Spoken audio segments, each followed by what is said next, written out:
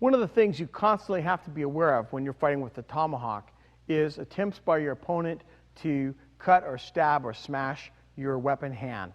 Because of the head-heavy balance of the tomahawk, it's very slow and ponderous to move this out of the way of attacks on your hand. Lots of times in knife fighting, I've got all kinds of things that I can teach you to do to avoid attacks on your knife hand. But the tomahawk, because the balance point is clear up here like this, way away from your hand. It's so ponderous, it's very hard to move it effectively and quickly. There are a few things, though, that you can do to avoid attacks on your tomahawk hand that you need to be constantly aware of and to practice diligently. One of those is you want to stay out of range.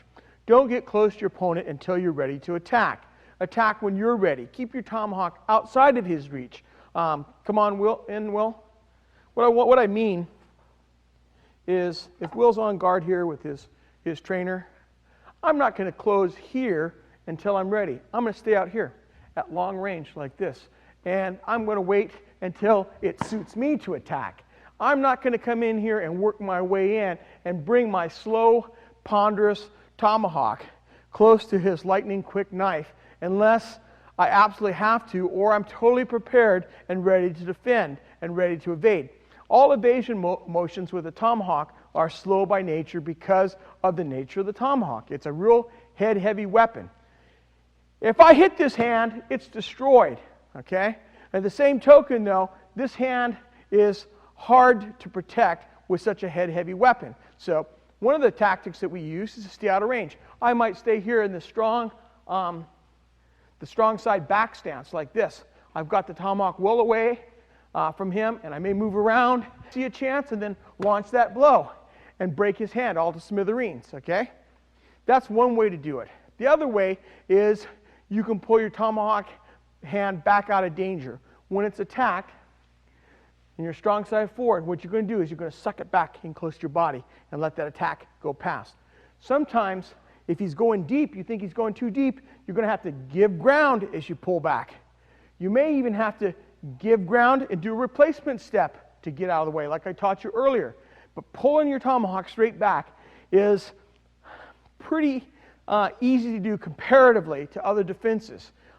When you drop the tomahawk down, if I want to do like a basic U, like we use in our knife fighting, that ponderous head drags my wrist down, and it's real slow and awkward. A lot of the evasive motions I can do with a Bowie knife, that head makes very difficult to do. So the pullback is one of the easiest things you can use to avoid attack on your hawk hand. Just pull it straight back, and don't be afraid sometimes to give ground, or even to give ground and use a replacement step. Now, remember, when you give ground and use a replacement step, when you come back, be ready to attack. Quite often, he thinks, I got a juicy opening. If you're successful in this defense, you've got a great chance to come back and drop with a lot of force, a chopping stroke on his extended arm and end the fight. So always be ready to do that. Another one you can use is what we call a drop-low defense. What you're doing is your tomahawk is here in your strong forward stance. When you see that attack coming at your tomahawk hand, you're going to drop it low on your thigh and let that attack pass. From the side, it looks like this. I'm going to drop that thing low. I'm going to put my thumb right back here, almost to my hip, really high on my thigh, and pull it all the way back out of the way. And now I'm going to be ready to counter by stabbing forward and taking that hand that just went past. Whatever weapon he's using to target your hawk hand, you let it pass by, and then you attack. I'm going to have Will come in here now, and I'm going to show the pull back and the drop low. Now, in slow motion, when he attacks forehand, I'm going to just pull back like that. Attacks again, I'm going to pull back. He attacks again, I'm going to pull back now. I'm going to follow him back and stab him. So when he attacks forehand, I'm going to pull back and stab his hand, okay? Lots of times, there's no opportunity to use the edge because of your defense. The edge up here is more accessible than the one here, than the main bit. This top of your tomahawk is in the best position to counter with. So that's why you have to be really familiar with using all parts of your tomahawk if you're going to fight effectively with such a head-heavy weapon. So when I pull that thing back and let him go, I can instantly attack. I can pull back and maybe target his face if he overstrikes, okay? So there's lots of targets if I'm successful in using that. The next one is the drop low. When he attacks at my hand, I'm going to drop it out of the way and go. A little faster. I'm going to drop and stab. I'm I'm going to drop and stab. I'm going to drop and stab. I'm going to drop and stab. Let that go past. Now come in deep and go right at my hand. Bang. That's how I want you to train. Let that person, so now when you go, you know that you made it. Just like that. And now you're going to get wrapped a few times in the hand as you learn how to do this. Put it on. This is where we use our foam trainers. Put on your hockey glove. Okay? Use this hockey glove. And get used to, let him hit you a couple times on there. And get the feeling for that. And then, when you see him go, let him go. And then try it again. And he goes, pick it up again and stab him. To where you get really used to pulling your hand back and stabbing. Now, the drop low, same thing. When you're up here and he cuts, right at my hand. Come back and let him have it.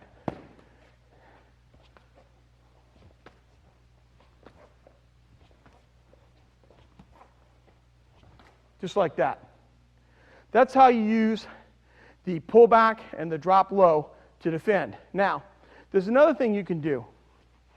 You can change the distance of your hawk constantly in relationship to your opponent. From your strong side forward stance, you can extend your arm all the way out till it feels threatening to him. Pull it halfway back, all the way back, halfway out, all the way out, so that your arm is in motion, in a staggered motion like this, all the time. So if he's targeting your hand, look at, when you're doing this, some of his attacks are going to hit your shaft. It's sticking up there. It's in the way. Get ready for that. Be ready. If you feel this, bong on the side of your hawk, don't let it freak you out. It's going to happen. It's such a big piece of wood sticking out and a big piece of metal that it's going to get run into, okay? It's your hand that I'm concerned about. It's almost impossible to cut this hawk in half with almost any weapon, this hawk handle. It's really strong. You may dent it up and put cuts in it, but it's going to last the fight. So get used to that in and out motion constantly. And don't be alarmed if somebody smacks the end of your handle while you're doing it. Sometimes when you're fighting with a tomahawk, you may encounter a weapon that's a lot lighter and speedier than your weapon. In particular, a Bowie knife or a large dagger is a really fearsome antagonist for the tomahawk because it has a long blade and it's very elusive and very alive and very facile. It can move very quickly and very accurately, and your head-heavy hawk has a hard time of getting out of the way, especially if you overstrike and miss. One of the things you can do as a change-up when you're fighting something like that is to switch your grip to a full choke grip like this. Full choke like this. I got a full choke grip going, and I'm going to be using the long shaft of my tomahawk defensively and offensively long enough to injure the other person's hands. That's your strategy, your goal. You're going to use this to break his knuckles, knock his knife out of his hand so that you can switch grips and finish him. Okay? That's your goal. Now, when you're holding your tomahawk this way, like this, it's a lot more alive in your hand. The balance point shifts down close to your hand, and you've got the light shaft in front, so your hand becomes much more lively and easier to maneuver. I'm going to show you some basic evasion drills that you can use to avoid cuts and stabs at your hawk hand when you're holding it like this in a full choke. So one of the first ones is the basic U. All we're going to do is when we sense our hand being attacked, we're going to drop it down and around and up. And you're going to actually scribe a U, the letter U in the air. So your hand drops, makes that attack, misses, and pops up. For a forehand attack, this way, I'm going to U that direction. If it comes backhand, I'm going to U this direction. So it just looks like this. This is something that you'll have learned in knife fighting if you see my other tapes, or something that you can add to your repertoire right now. So from this position, you're just going to make a U with your hand, all right? The next thing I'm going to teach you is a fold back. When you sense that attack at your hand, all you're going to do is bring your hawk hand back towards your chest, just like this, and fold it back till your thumb, right here, impacts you're high on your abdomen or low on your chest, just like this. You're going to fold your hand back out of the way of that attack, let it go past, and then you're going to start your own offense, okay? Now, the only boogaboo about the fold back is when you fold it back here, you've exposed your forearm to his attack, and you need to be cognizant of that. You just can't stay like this and move. You have to full back and get back in a better defensive position. You just can't stay here and show him that exposed forearm and elbow. He'll key to that and take advantage of it, so keep that in mind. The other thing you can do for evasion against an attack on your hawk hand is you can lift it up high out of his attack's reach, so you get above his attack, and then you drop on it. So you lift your hawk up, and then you drop with your handle right on his exposed hand. So you can lift it up and then drop right down. The other one is you can do that I just taught you in a more conventional grip is to drop low. Drop your hawk hand down out of the way of the attack and be ready to stab up. Now, with a Bowie knife, when you stab up, or any type of pointed instrument, man, you can get a lot of bang for your buck. Now, with a tomahawk handle, it's going to hurt, but you don't know if it's going to be debilitating or not. You don't know if you're going to wreck that guy's hand when you hit it or not. You may break some fingers, but that may not stop the fight, and it may not keep him from using that hand to hold on to his weapon. So be aware of that. It could hurt, it could be successful, but it may not work. It may not get the desired results. But it's better than letting his hand go by uninjured. If you get this successful evasion and you can smash his hand, take it. Lots of times you'll break his fingers and really impair his ability to hold his weapon throughout the rest of the fight. So it's a good thing to have in your arsenal. You can also use evasive patterns to make your hand harder to hit. You can circle to your left and to your right, okay? Now when you circle, I don't just want your wrist to move like this, okay? That won't get your hand out of the way. Your arm has to move. Your arm has to move at the elbow, and you have to make a circle to avoid that attack at your hand. So it's going to make it harder for him to attack your hand because you don't know, he doesn't know rather, where your hand is going to be from one moment to the next. Also, while you're circling, you can break off your own attack at any point of those 360 degrees in that circle. So your hand can come off being evasive to go on the offense very suddenly and catch him unaware. So circling is a good thing to do. You can also use evasive patterns like cutting letters in the air with the end of your tomahawk handle. I could cut an L like this. I could cut a C. I could cut a D. Okay? I could cut a Z. Okay? I could cut an N. I could cut a W. All right? You can cut a W like this. All you're doing is staying inside your body. Try to keep these patterns not too far outside the width of your body, okay? When you're standing here and you're cutting that W, try not to go clear over here or clear over here, all right? You're exposing your arm unnecessarily, and you make it hard to get back to defend or go on the offense. So try to keep it inside what we call a window of motion right in here between your shoulders and above your hips, right in here for those evasive patterns. You could cut, like I said, a Z. You could cut an X. You can cut diagonals up and down. And when he keys to this motion, switch and go to the other side, okay? What you want to do is you want to keep your hand in motion constantly so he has a hard time getting a fix on where it's going to be from one moment to the next to attack it. Now, all of these things only really work well when you're holding in this grip. I want to emphasize this. When you try to do these with this head-heavy hawk, which balances clear up here, you're going to have a real problem, okay? So you want to keep in mind that this stuff works when you're holding your hawk in this grip only. Okay, now I'm going to have Will come in, and I'm just going to show some of these very quickly.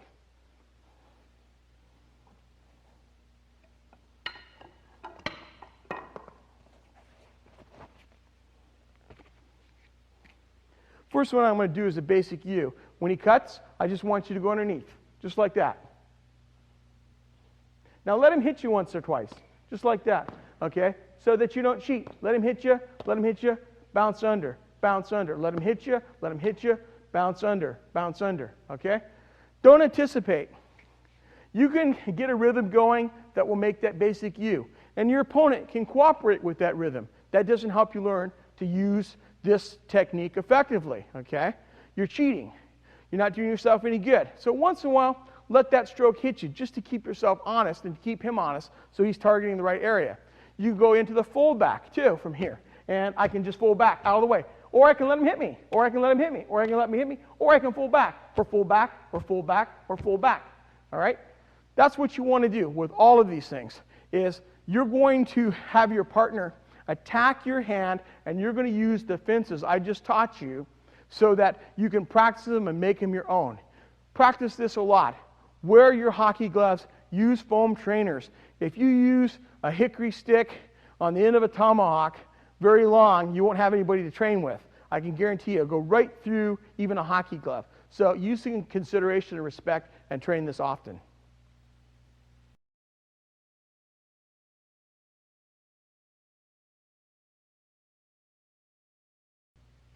Because of the configuration of the tomahawk with the projecting blade like this at right angles to the handle or haft, it's admirably suited for defense. One of the ways that I like to use the tomahawk in defense is with a stop hit. Now, a stop hit means what you're going to do is you're going to interrupt your opponent's attack with a faster, more direct attack of your own that lands first. Anytime that you can see your opponent wind up or telegraph what he's going to do, it's a golden opportunity to land a stop hit. So what you're going to do is when you see him start to load up to hit you, you're going to step in and stab him right in the face. Bang! And knock him backwards. Even if his motion is starting to come, if you can land before his motion is completed, you can usually stop him right in his tracks and knock him back. Okay? So a stop hit is always interrupting an opponent's attack with a faster, more direct attack of your own. I'm going to illustrate this. I'm going to switch out for a little safer trainer. Come on in, Willie. Let's come a little deeper in here for the camera. Yeah, that's good right there. If Willie's standing here with a shovel menacing me, and we're having the interview, and I have my tomahawk in my hand for whatever reason, and I see him to wind up to hit me, I can stop hit him right in the face. Okay? Most people are going to telegraph when they hit. It takes a lot of training as a fighter to completely eliminating telegraphing or giving a cue as to what you're going to do before you attack. Almost everybody loads up to get power. When anyone wants to bring power, they've got to use their feet, their legs, their hips, their shoulders, their arms, their elbows. All of those things are going to be precursors to the attack. You're going to see motion there that will alert you something's coming. Lots of times when people hit you with a shovel, if he's got a shovel like in his hand like this, he's going to load. When he loads, you're going to see his muscles flex here. You're going to see his body turn. You're going to see this elbow move first. He's going to come up to hit you with it, okay? All those things will put you on the alert. When you see that going, interrupt his big motion with a faster, more direct motion of your own and stab him right in the face.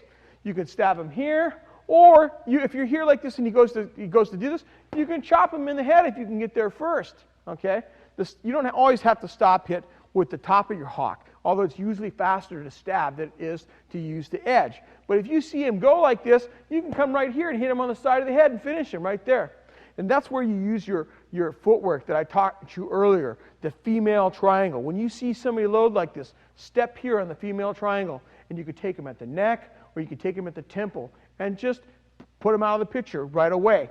Okay, when you step forward on this female triangle, it gives you more time to read what's going to happen all the way around. Even if he starts to swing around here, you're going inside of his power arc. His power is right here. This is where that shovel has full force. As that shovel comes around, it starts to lose power, lose power, lose power, lose power. As he comes, it also gives you more time to read the direction. So using your footwork on that male and female triangle, like I told you, is super important when you're acting defensively. When he loads up here, you can set, as that comes here, you can watch that strike and hit first. If I collapse the side of his face like I did with that cow and shove that blade all the way into the eye, he's not going to complete that stroke. He's done.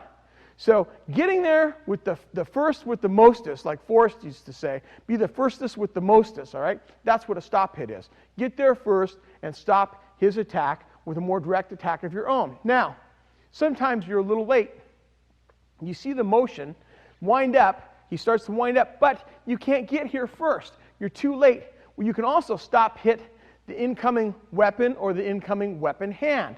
So when he starts to do this, I can use a stop hit right here on his hand as it descends, right there. I could also, if I was worried about his power, I could step in here with two hands and stop that. Remember we said this is great for pushing? It's great for pushing. I mean, you can push that off with as much force as he's coming down. I can step in here and push him backwards. From here, it's just a little short chopping motion like that in his face to finish. Very easy. But it requires eye-hand coordination. There's no free lunch in fighting. Absolutely not. The only way you get to be a really good fighter is you train and you use repetition and you build the attributes you need to fight with. And one of those is eye-hand coordination. You got to be able to control the top of your tomahawk and the edge. I've said that. I'm going to say it again and again and again because you're not going to progress as a fighter unless you have those. Now, you can also use the edge of your tomahawk to stop it. When he comes here like this, I can again step forward on that female triangle and target that hand. But you know, it's very easy to miss that. It's easy to get over here and miss this thing, and maybe I overstrike like that. I may or may not stop that forward progress now because that's a heavy shovel and he's swinging with both hands. All right? But you have to have eye-hand coordination to pull off a stop hit with your tomahawk. But it's a really valuable tool to have in your arsenal, in your bag of tricks. Now, I'm going to have Willie go off and come back with a knife trainer. And here's how I want you to practice at home to develop your skills for stop hitting. One person's going to be the aggressor and the other person's going to be the defender. First, when he goes, just get here close, and you're going to go slow. When he cocks to cut number 1, you're going to stab him right in the face. When he cocks to cut number 2, you're going to stab him right in the face. When he comes 3 at your abdomen forehand, bang, right in the face. When he comes 4, bang, right in the face. When he comes 5, get offline. Don't stand in front of a stabbing motion. Unless, now, listen, I know sometimes, because I fight a lot, your feet feel like they're in 6 inches of cement, buried to your ankles. that thing's coming and you can't seem to do anything about it. You have to defend where you're at. But if you can, don't stand in front of it. Get off on that female triangle. Usually it's easier to go to your right if you're right-handed. Sometimes, though, you'll have to go to your left to get out of the way, okay? Don't stand in front of a thrust. Practice this, though. You can pick it off with the top of your hawk, just like this, okay? Now, remember, when you make contact here, you've got a great opportunity to push that right out of the way. You can direct that right here. Step forward and replace that. Take the knee, take the head, okay? There's lots of things you can do if you grab your courage and you get this. If you get this here, it's all over, all right? Those are things that you can practice and work to develop as you're working with your partner. Now, let's go downward descending 6. He comes downward descending, a stop hit. Downward descending, stop hit. Notice I don't stand still. I don't want to stand here right in front of that blade. I can't tell you how many times that you don't want to stand still. It's almost never a good idea. All right, move. Move away from that. Get time to read that. I'm going to move forward on the female triangle, okay? Okay, try that again and again. Move. All right, now we're going to do rising attacks, just like that. Get back out of the way. Get back out of the way. Get back out of the way. Let's try that again now, 1 through 12. There's 1, 2, 3, 4, 5, 6, 7, 8, 9, 10, 11, 12, and 12. Okay? You can use the top. Get used to doing that. The more you do it, the better you're going to get at it. You can also try with the edge. It's a little harder. Let's try the same thing. Now, if you miss the edge and you hit him with the handle, it's probably all good, especially going against the knife. If you hit him hard with the handle of your tomahawk, it's probably going to do some damage, and you're going to stop that. But try to hit him with the edge as much as you can. So it's 1, 2, 3, 4, 5, 6, 7, 8, 9, 10, 11, 12, 12, okay? You got to use some body English. You have to step forward on the female triangle, or maybe back on the male triangle. Don't stand in front of that. You need to get the right angle to use the edge or your point. Practice that with your opponent. Come on in again. I want you to get good at it. Sometimes you'll cut here. Step back here on the male triangle. Okay? Step back here on the male triangle. It'll give you time to read that attack. And the more you can read that attack, the better you can launch your own counterattack into it, your own stop hit into that incoming attack. So practice this a lot. Your defense is really important because the weapon is heavy, and you're going to have a really good defense to fight successfully.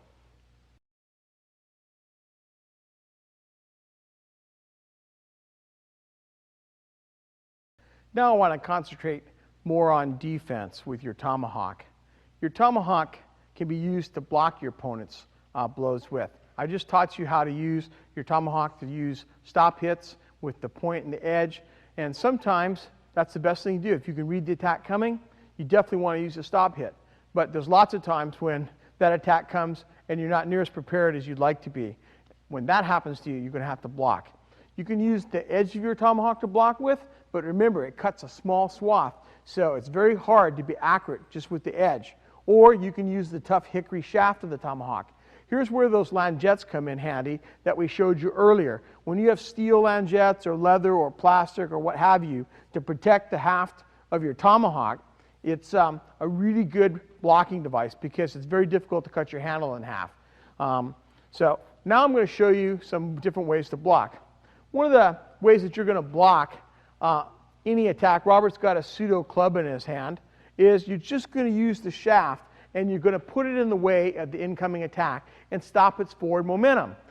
That's basically how you simply block something. Sometimes you're caught here at some moment in time and he cuts, and you're just going to use the shaft like that. Now, if it's a heavier weapon than yours, you may want to use the back of your hand here like this. Now, notice how I flatten my hand out like that to put against the back of my handle. Okay? Don't curve it around like this. If you miss or he has really good targeting, he can take your hand off really easily. Keep your hand flat if you're going to reinforce a block. But if you've got a weapon, you're just going to stick the haft of your tomahawk in the way of it. Now, here's where the hooking portion of the tomahawk comes in really handy. You can drop this down suddenly and knock it down. When that happens, right, and you start to get this hook, try not to throw it away. It's easy as you get excited. When you hook something, you tend to throw it away and it comes out. Instead, the highest and best way to use this block is to get this hook, drag it down, and push in. All the way in on this person. See how I step on a big man's foot like that? I want to choke him up. Once I feel his balance rock back a little bit, I'll come up here and I'll take a slight chop at that hand. I want to get that on the ground. Bang. When he drops that, now I can target his face and take him out. You can do the same thing backhand. You say you're here and bang, you're going to stick that up. Believe me, you don't want somebody with a pipe or a heavy piece of wood to knock you in the noggin. If you're here fighting and you're going to see that, you're going to do that. Jerk that thing down. As soon as I jerk it down, shove in on him. Bang, I take that and I stab him, knock out all of his teeth like chiclets, make a march out his backside, he's finished. Okay? Stabbing him, don't forget. Lots of times it takes too long to load up to hit him. It's easier to take that hand and take that hand. If I go like this and just rack that hand, he's going to go backwards, pull it back, and then I'll take his face. Once his head goes back, whop! I'll put it in his neck, finish the fight. Okay.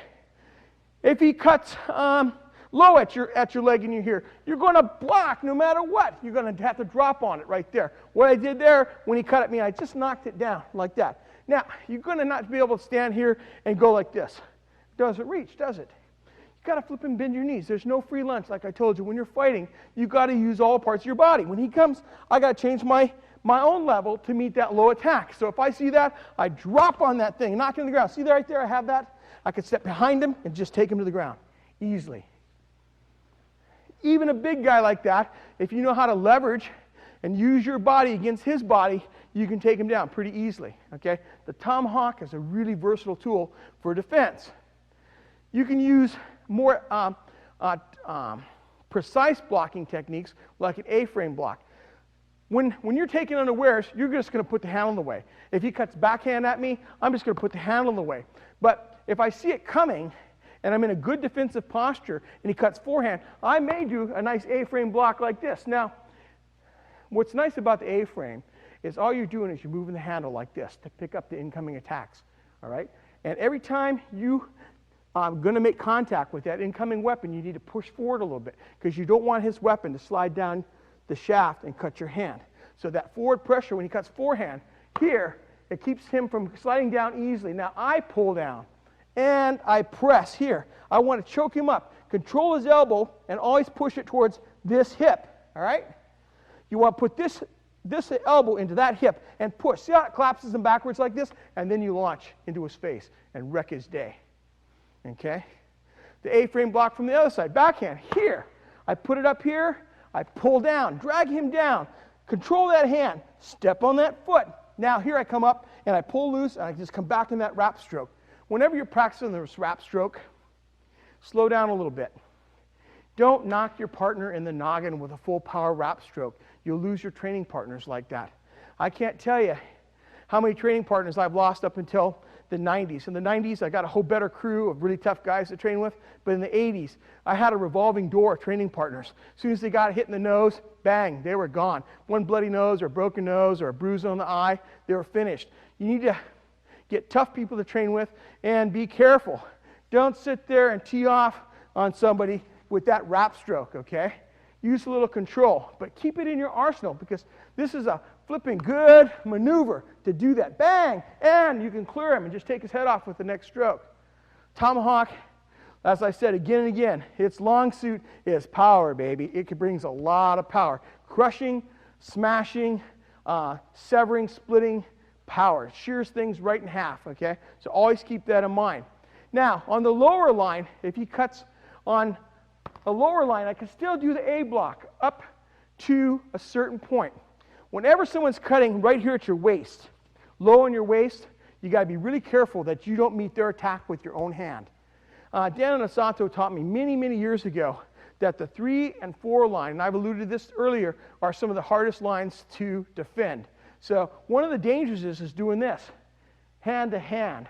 Or you come down here and you land, his pipe lands on your hand, and that's the end of you. If he hits you with a steel pipe on your hand like that, you're pretty much done fighting with that hand. So when you come down here, you may have to bend your knees to pick up that line, or you may have to drop on it slightly and knock it down. So he cuts backhand, I can bend my knees and pick it up, or I can drop on it like this and pick it up. And it does bounce like that. Listen, just because you stop something doesn't mean it might not squirt over the top and hit you. Right now, Robert's using PVC pipe foam covered trainer, okay? And it has more flex than the heavy haft of my Tomahawk, so there's a lot of bounce. But you've got to be ready. If that stops and he goes over the top and comes back up, you may have to go with it, all right? It's not over till it's over. You can't stop and admire your work, as my friend Ron says all the time. Okay. Another one that I can show you how to use your Tomahawk defensively is what's called a roof block. And the reason we call it a roof block, this comes from the Filipino martial arts, you're going to use your Tomahawk like the roof line of a house. You're going to take the stroke here on your haft and let it slide off, all right? You're going to slide it right down, and quite often you'll catch it in your hook right here. And that's a good thing to catch it in your hook because it immobilizes it and gives you a chance to move on him. All right, I'm going to show you how to do that. Real slow, Robert's going to cut. I'm going to step off line like this. Don't stand here underneath that force if you don't have to. Sometimes you may get stuck here like a pillar of salt, but you don't want to stand here if you can help it. Get off line. When he strokes, step off, let that thing slide down. When it catches in your hook like this, run in here and grab that. See how I rip my Tomahawk loose here? I'm going to pull through with a backhanded wrap like that. Turn around, wrap him on the other side. Circle around, take that hand, take that head. Boom, just like that. Hang on to this. Suck this thing, if you can't, suck this thing back underneath your armpit like that. Stretch him out. A straight, stretched out arm. When you stretch somebody out like this, or like this, you've pulled him off and wrecked his balance. When I can elongate him for any reason and get him stretched out like this, it's easy to get his head down and push him right to the ground. Now, you don't push 265 pounds to the ground easily without using a little force, okay? But I could have used, and it hurts, he doesn't have much protection on the back of his head. Instead of being kind and gentle here and running through, if I didn't like Robert, I would just use the butt of my hawk to hammer him down, okay? Keep that in mind. Someone isn't cooperating, give him a little adjustment. Make him more willing, okay? Motivate them to do what you want them to do by hammering the back of their head. They'll go down, all right? So you can use a roof block to defend strokes descending at the top of your head. You can also use a roof block we call a low roof block. Let's just wait, Robert. I make a forehand stroke that misses. Robert sees I'm open. I can come up here and protect this side of my body, especially when your hawk head is low, especially after you miss a forehand shot like this. He's going to descend on you. Okay, just stop there. He's going to descend on you in all likelihood when he sees you exposed like this. Now, this thing is heavy. It's hard to recover it. Instead of dragging this head up and trying to use the A-frame block, I'm going to put the handle in the way. I'm just going to turn my wrist. I'm going to step forward. As he comes in with and I'm going to roof, low roof like that. I'm going to insert this arm, and I'm going to pop my hawk free, bang, bang, just like that, okay? So you can use a roof block this way, or you can rotate it down to protect your side, all right?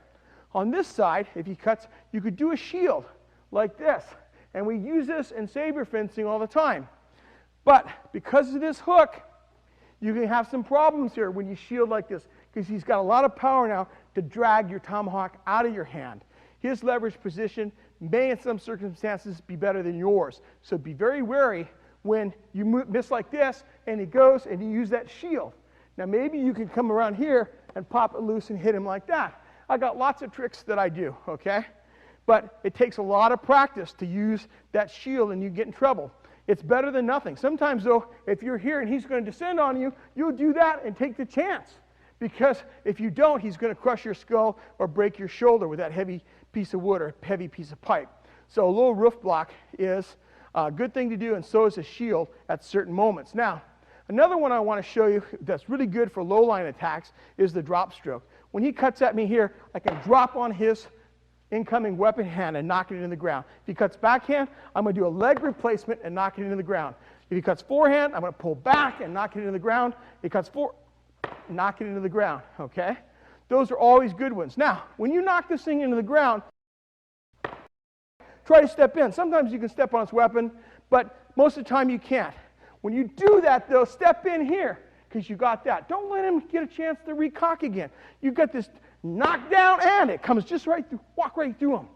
Show him no respect. If you get this knocked into the dirt, run on him, right here, like that. Crack. Run in on him before he gets his momentum going. He's put all his momentum here. You've knocked his stroke into the dirt. Run in on that stroke. Tie him up. Use your tomahawk. Take him out. That's how you use your tomahawk defensively.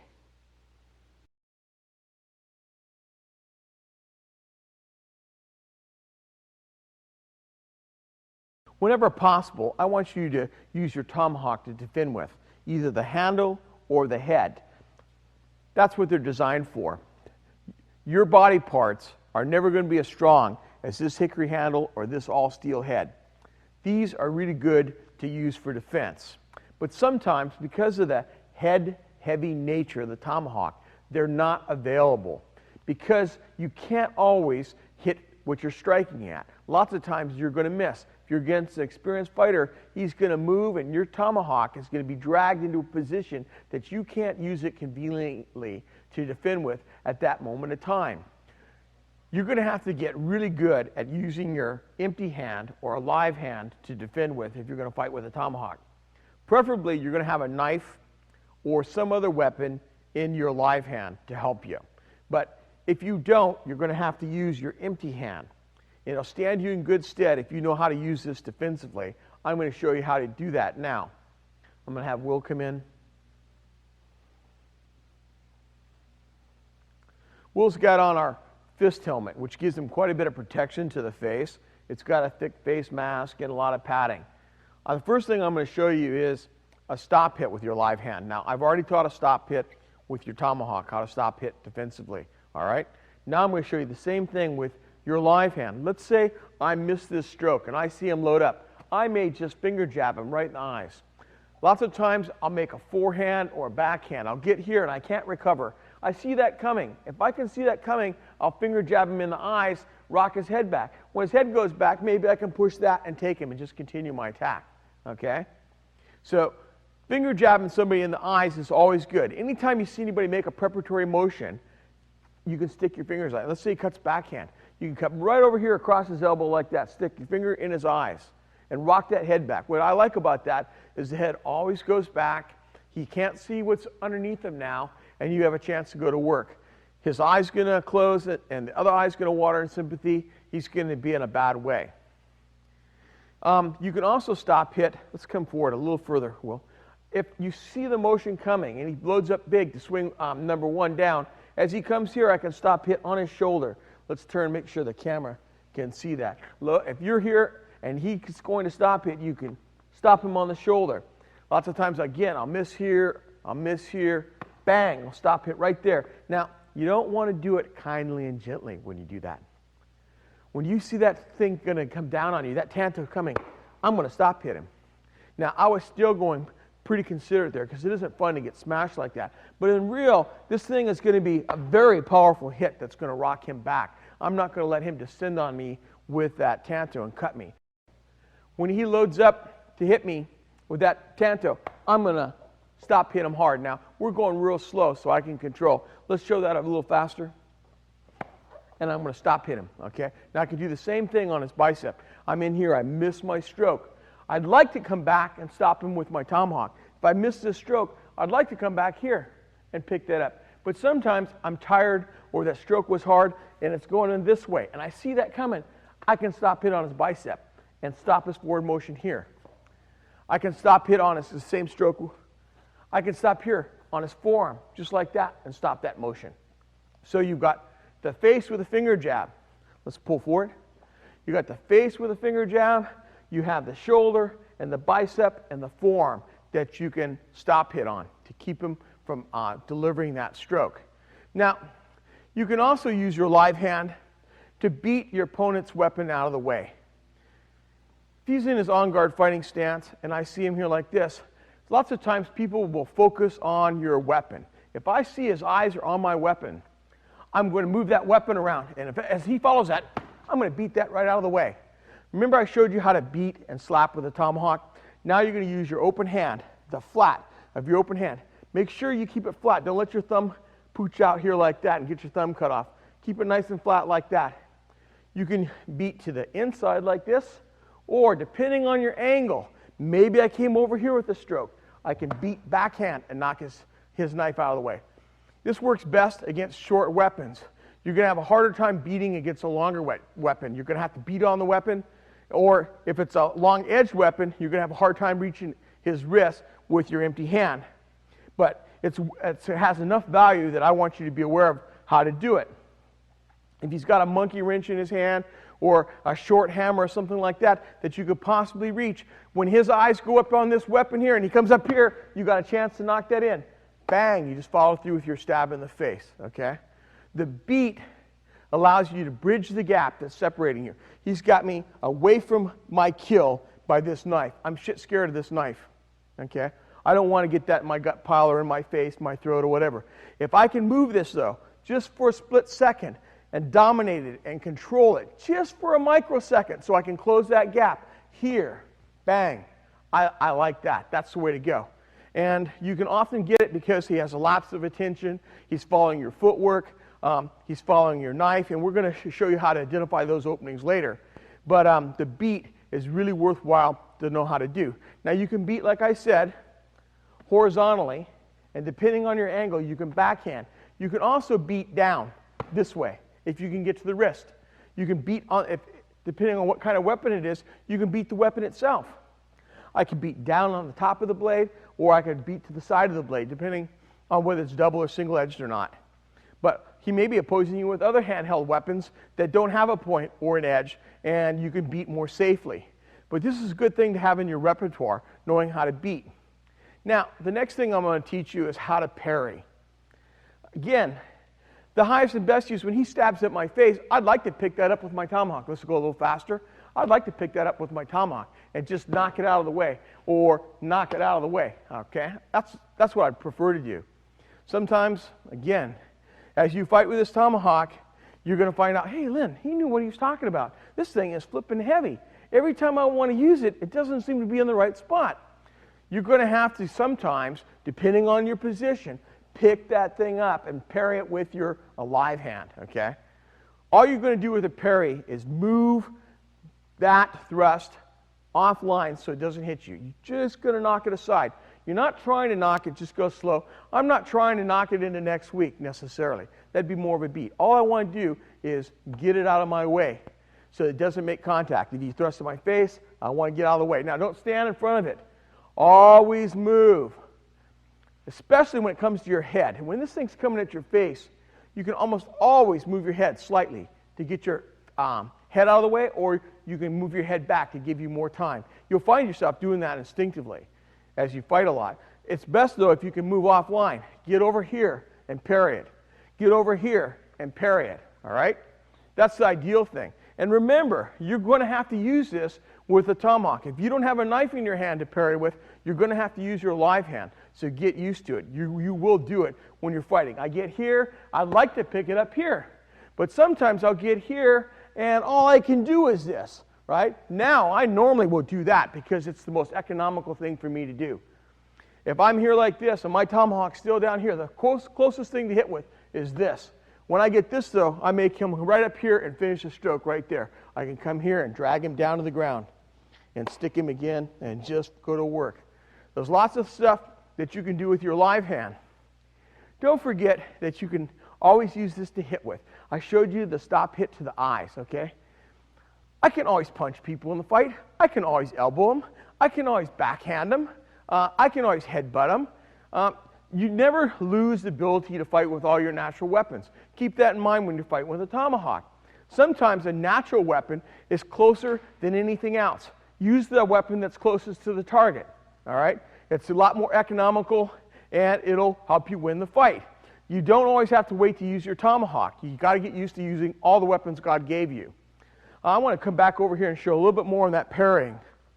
Now, I prefer to parry whenever I can so that I knock his knife to the inside this way. I want to step outside, right? I don't want to parry when he's right in front of me like this. See how I run into it when I come here? I don't want to run into that. I want to get to the outside of that. I want to go forward on the female triangle to get to the side and parry that out of the way. If I get myself caught coming here and it's going low like this, I'm going to knock it down here, like that. Tap it down. Because it's awkward to reach over here. See how his point almost intercepts me already? It's awkward to try to get over here and to parry. Sometimes, though, you can get above it like this way and knock it aside. But it's actually safer, I think, to just come here and knock it straight down.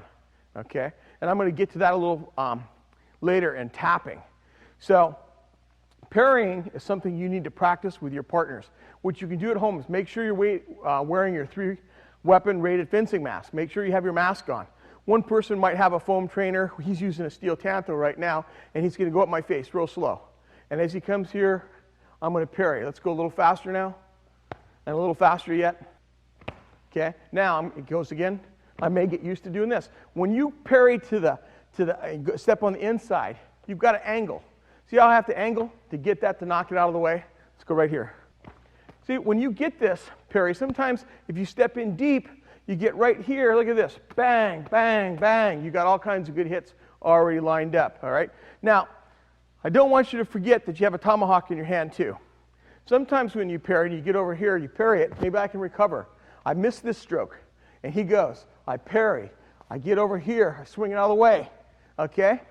Even if your tomahawk feels dead and you can't move it and you have to parry, it may give you enough time when you parry to get this thing back into motion and to take him out, okay? So don't forget, when you start to use your live hand, to put your hawk back into the fight as soon as you can.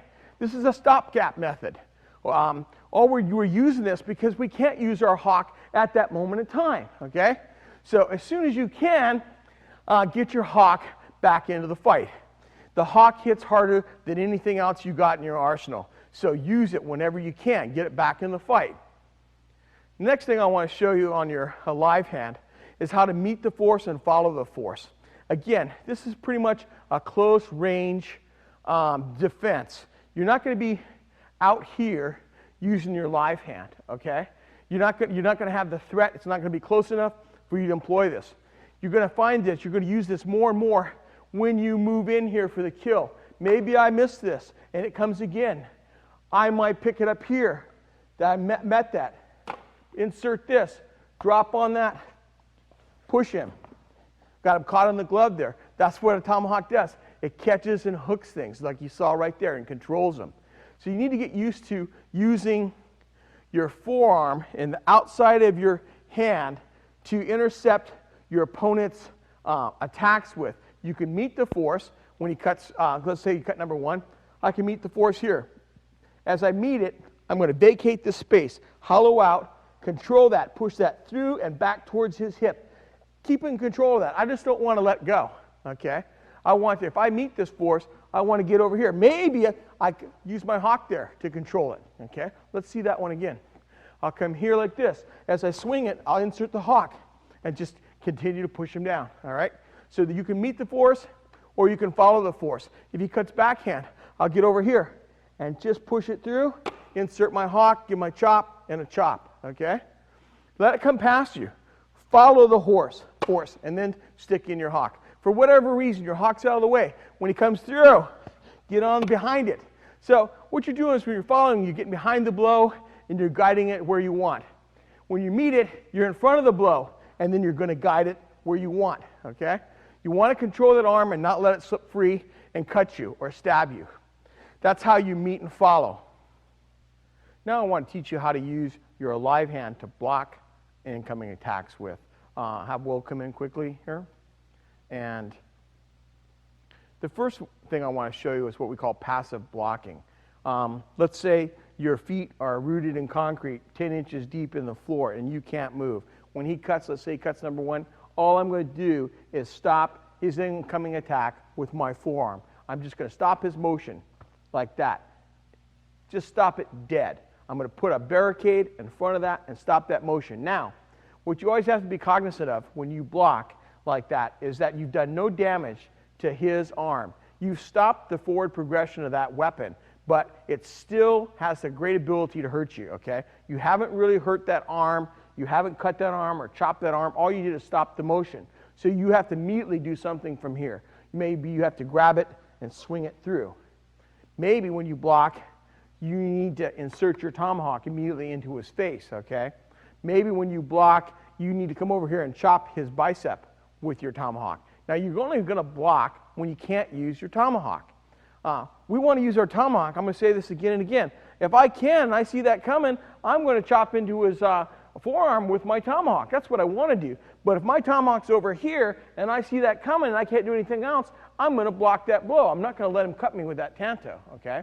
As soon as I do that, though, I'm going to have to act on this. I can't stand here. I either have to move and pull back and get out of the way, or maybe I have to move and go forward, do something else so that he doesn't cut me, all right?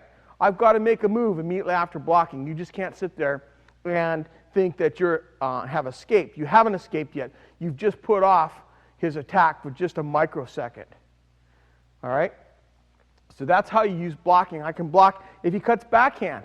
Again, I'll just put my arm up like this. Now, I prefer to block with the outside of our forearm. If you get cut on the outside of your forearm, it's not quite as bad as on the inside. If you get cut on the inside, you may lose the tendons and ligaments that control opening and closing your hand, okay? It's not a picnic to get cut on the outside of the arm. Don't take me wrong. If you get cut with a cold steel knife on the outside of the arm, you're in big trouble. But if you have to take a cut or you have to take a blow, it's better on the outside. So if he goes backhand at me and I pick this up, again, I'm going to swing that through and use my hawk. I'm not going to sit there for any length of time and congratulate myself on having blocked that.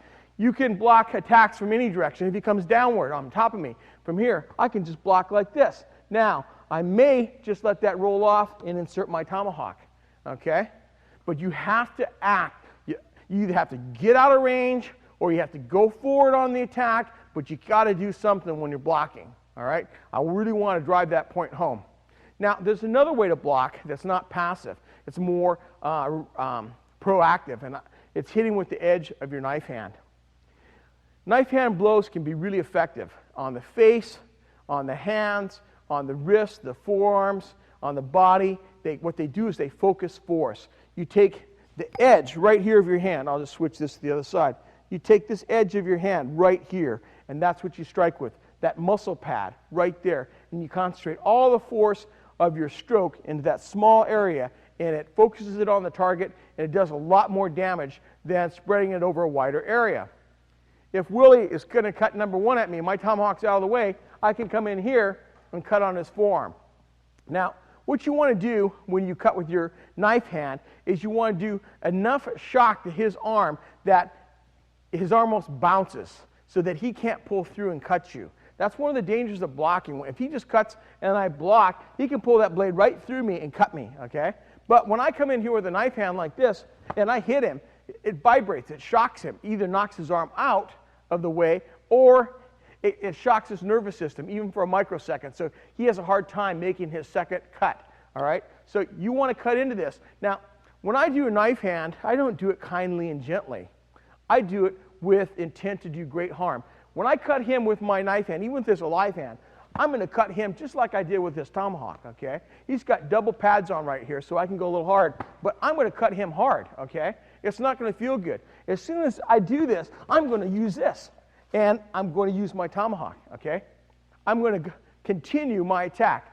Or if I see this here and he goes and he's going to cut me, from here, I'm going to go right in there and slap him on the side of the head and ring his bell, all right? I'm not going to wait. So you can cut on any angle of attack. If he backhands you, you can cut in here, all right? If he comes high, you can come here and knife hand. If he comes low, if he comes over here, you can step here. If he cuts backhand here, I can step here and knock it right down with a knife hand. See where he is there for my next stroke? Any one of those 12 angles of attack that I showed you, you can use the knife hand. I want you to train this with a training partner. Pad up your forearms. It's really hard on your forearms, okay? Pad them up well.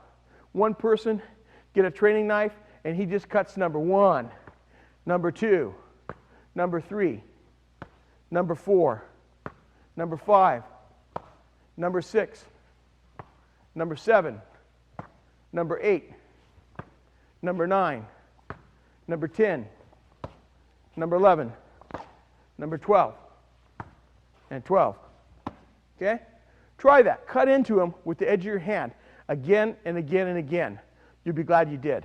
Knife hands work. They stop attacks, parries, and blocks don't do, and they actually do damage. Practice them.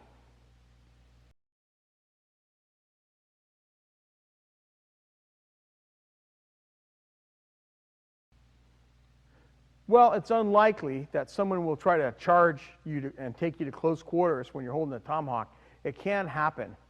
Some people that are desperate do desperate things. You never know what somebody's mindset is. Some people are smart enough to understand that if they can squelch or smother your use of this tomahawk, they've got a chance in the fight. So they may rush, take their chances on being hit coming in to try to get to close quarters and grapple with you. I'm going to show you how you can avoid that charge. We're going to use footwork to begin with. What I want you to do is get in front of the mirror in your strong side forward stance. I want you to imagine someone big as Robert that's coming in here in a minute, rushing at you in a straight line. He's going to try to grab you around the waist, pick you up, slam you on the floor, and crush you like a bug. Okay? That's his goal. You need to get out of the way of that charge. So from your fighting stance, strong side forward, you're going to imagine him come forward, just outside of arm's reach, or just when he can start touching your hands, right here. Just before that moment in time, I want you to take a baby step to your right, like this. This foot's going to move over, and you're going to turn like that. And this foot's going to come up on the edge. I'm going to turn to the camera. This part of your foot right here is going to be contacting the floor. So you're going to take a baby step over, and you're going to turn.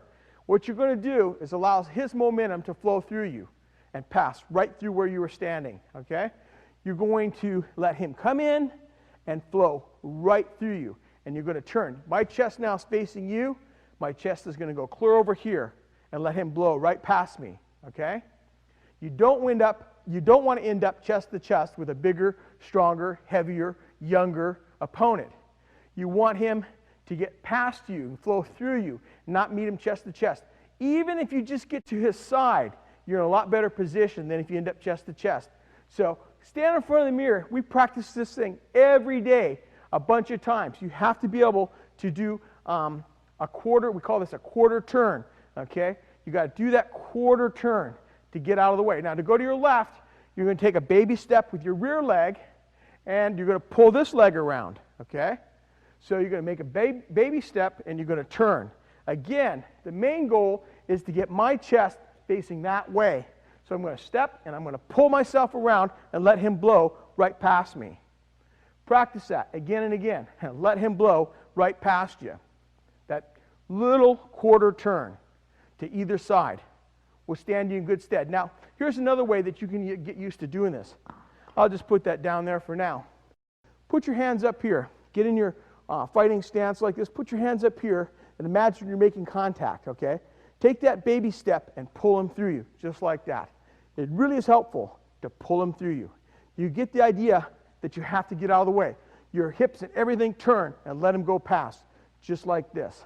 So practice that. Get used to putting up a barrier, letting it go through. Put up a barrier, let it go through. That's a good way to practice that quarter turn. Now, I'm going to switch off this dangerous tomahawk trainer for a foam one. I don't dare do this against a moving target like Robert without risking hurting him. He's going to come into frame now. Just stop there, Robert. I'm in my fighting stance like this. And he's just going to come in slow, very slowly the first time. When he gets about here, I'm going to start my quarter turn. See how I can smack him in the head there? What I don't want to do, and I'm going to reiterate this, is when he comes in here, I don't want to end up here and having this guy who's heavier and stronger than I am picking me up and molesting me, right?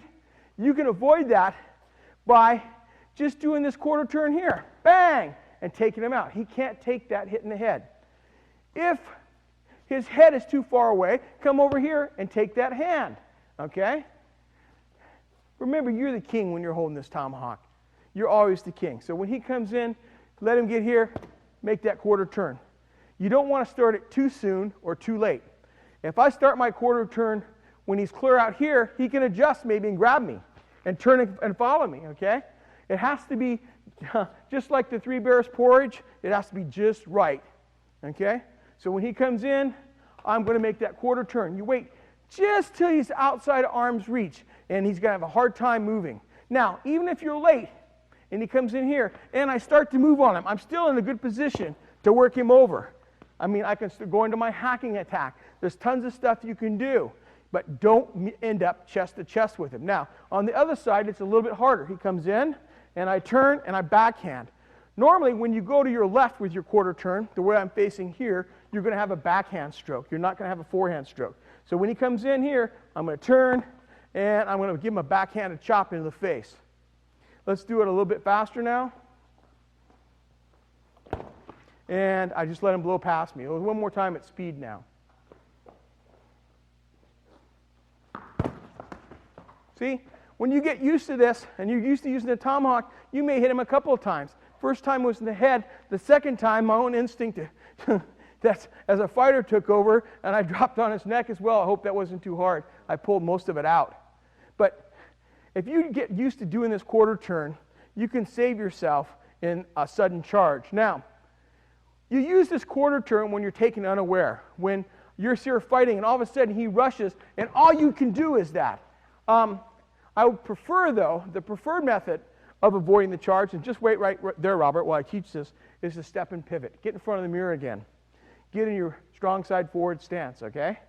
What I want you to do now is instead of taking a baby step, I want you to take a normal step to your right. As your foot comes down, you're going to pull this leg back around and pivot and face where you were standing. This gets you in a really good position to counterattack from and deliver a super powerful chopping blow. Really nice. Step here, swing that, and chop. Now, when you go to the other side, it's a little bit more difficult, a little bit more awkward. You're going to step, pull around, and backhand chop. So you're here, you're going to step over, and pivot around, and backhand chop. Your step gets you offline of that charge. The charge is coming in, you're going to step. As this foot touches down, this foot's going to pull around. As it pulls around, you're going to do your backhanded chop. Let's see how that works. See that? You got it in the back of the head. It's a horrible blow. You okay? It looked like I targeted him a little low, and there's not a lot of protection with that fist helmet for the neck. I'll try to be a little bit more careful. This time I'm going to go backhand. And you can just knock him back like that. Let's try that again.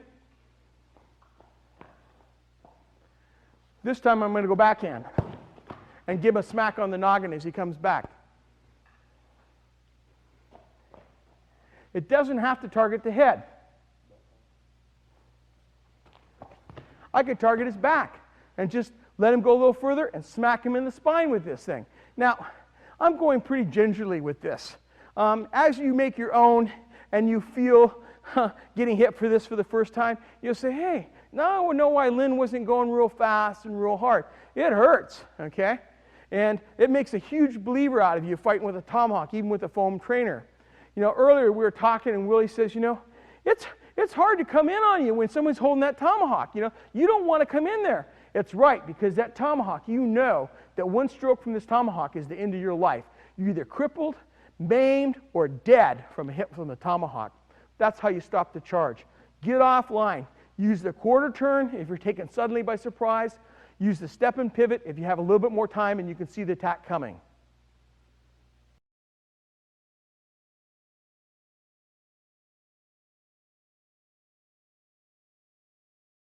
While unlikely, it is possible in a fight for someone to grab a hold of the shaft of your tomahawk and try to rip it out of your hands or try to control it.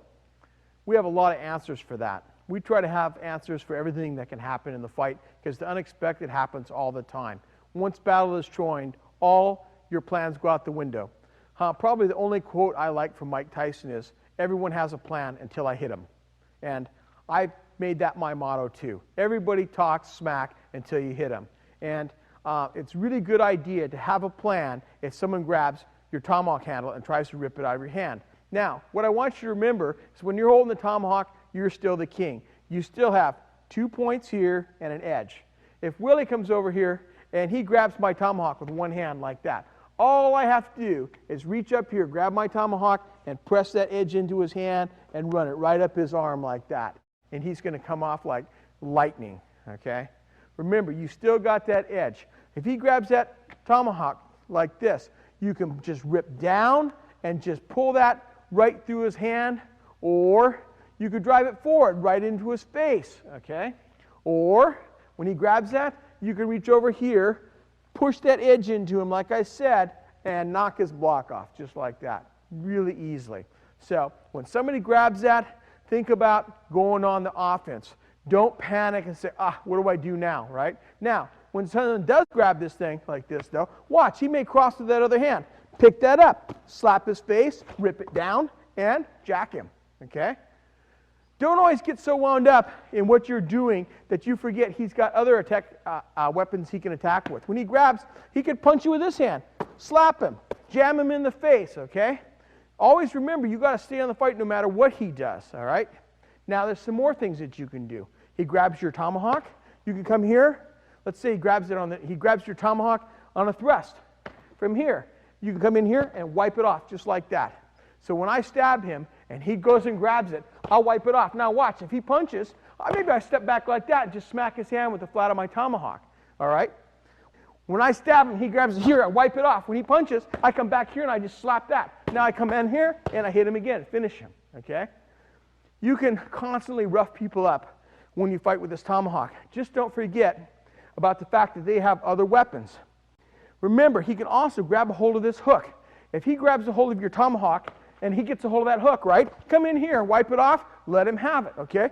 If he's got this thing by the hook, there's his hand, here's the hook's the anvil. Come in here, smash that, all right? He's going to let go. His thumb just went against the steel underside of that tomahawk blade. When he's got it caught here like this, knock it off and let him have it, okay? Now, when you wipe, I talked about these edge of hand blows earlier. You're using this part of your hand right here, okay? And you're going to use just like a karate chop or a knife hand blow, even like the chopping stroke I taught you. You're going to chop that hand right off. So whenever you're going to wipe something off, come in here like this. You're going to hit it, not kind and gently, like you hate his flipping guts. You're going to hit it hard like that. If he doesn't let go, go again, okay? You can go again. If he doesn't go here, you can come right back up in here and hit him in the side of the head, all right? Don't give up. Don't stop your attack. Keep flowing, no matter what. No matter what he does. I can pull down and let it go, okay? Always be ready to pick up that next hand because this one may fly. And you go to your wipe. Now I circle him and I start jacking him with the tomahawk, right? Stay in the fight. Now, give you some more things to do. When he grabs your tomahawk like this, kick him in the shin, first thing, all right? He gets a hold of this like this, and it goes right in the kick. When he grabs your tomahawk, kick him in the shin, right there. When he grabs your tomahawk, kick him in the shin. His mind's going to go to his shin for a split second. When his mind goes to the shin, you go to your tomahawk, all right? It's hit. You don't have to wait. As soon as you feel any pressure here, that goes. If he tries to punch you, just shove that across. Come back and keep working him, all right? The shin is full of nerves. You can't build muscle on the top of your shin here. There's a ton of nerves in there. Here's how I want you to attack it. All you're going to do is you're going to put your foot on the ground like this. That's the position of your foot when it hits. It's just going to come in here like this with just a short jabbing, kicking motion, just like that. When you're training with your partners, you might want to moderate the force on this. I can kick right through this shin guard without any trouble at all until where he really feels it. But it's just a short little kick like that. That's all you need. That's going to get his attention here and allow you to get your tomahawk back in action. So you can kick the shin. There's some other things you can do. Depending on his hand position, when he grabs that tomahawk, you could uppercut his hand right away. Remember, when he grabs this, again, it's that hammer and anvil that I taught earlier. Here's the anvil, which is the shaft of the tomahawk. You're holding this. When you punch his thumb here, you're going to smash it against that anvil. So let's switch so the camera can see that a little bit better. On this side here, I'm just going to punch that thumb. From here, bang, bang. I'm just going to continue. Or I could punch here and free that. So remember, if you don't knock it loose the first time, give it another one, okay? Now, I want you to use some body English on this too. You just don't hit him here like this. You want to throw a nice shovel hook or a hook or an uppercut and knock that thing loose. So depending on the angle he's grabbing that's going to be the way you punch. Right here, I've got a nice hook here and a backhand and a hit with my tomahawk, just like that. So you can flow with it, all right? Here's some other things you can do. Finger jab to the eye. As soon as he grabs this, bang, my fingers go in his eye. No hesitation at all. You feel, if he's grabbing a hold of this, chances are you can reach his eye. So as soon as somebody grabs your hawk, bang, it's in the eye. Immediately, no hesitation. If he gets that away from you, he's going to kill you with it. You don't know what he's going to do. So you can't let him take that hawk away. You're going to finger jab him in the eye. Then you're going to kill him with your tomahawk. All right? Now, the last thing you can do is, when he grabs your tomahawk, punch him in the face right away. You don't even hesitate. It's bang, bang, bang, constantly. Sorry, Willie, that's a little rough. My wife says I hit a lot harder than I think, and I got really heavy hands, so I got to slow down a little bit. I'll go again. You go here, it's crack, crack, crack. You never stop hitting him, okay? You can finger jab people in the eye, punch them in the face, uppercut the hand that's holding, kick the shin, hit him with the edge of the hand and wipe it off, or you can press the edge into him. You've got lots of options in getting people off you when they grab a hold of your tomahawk.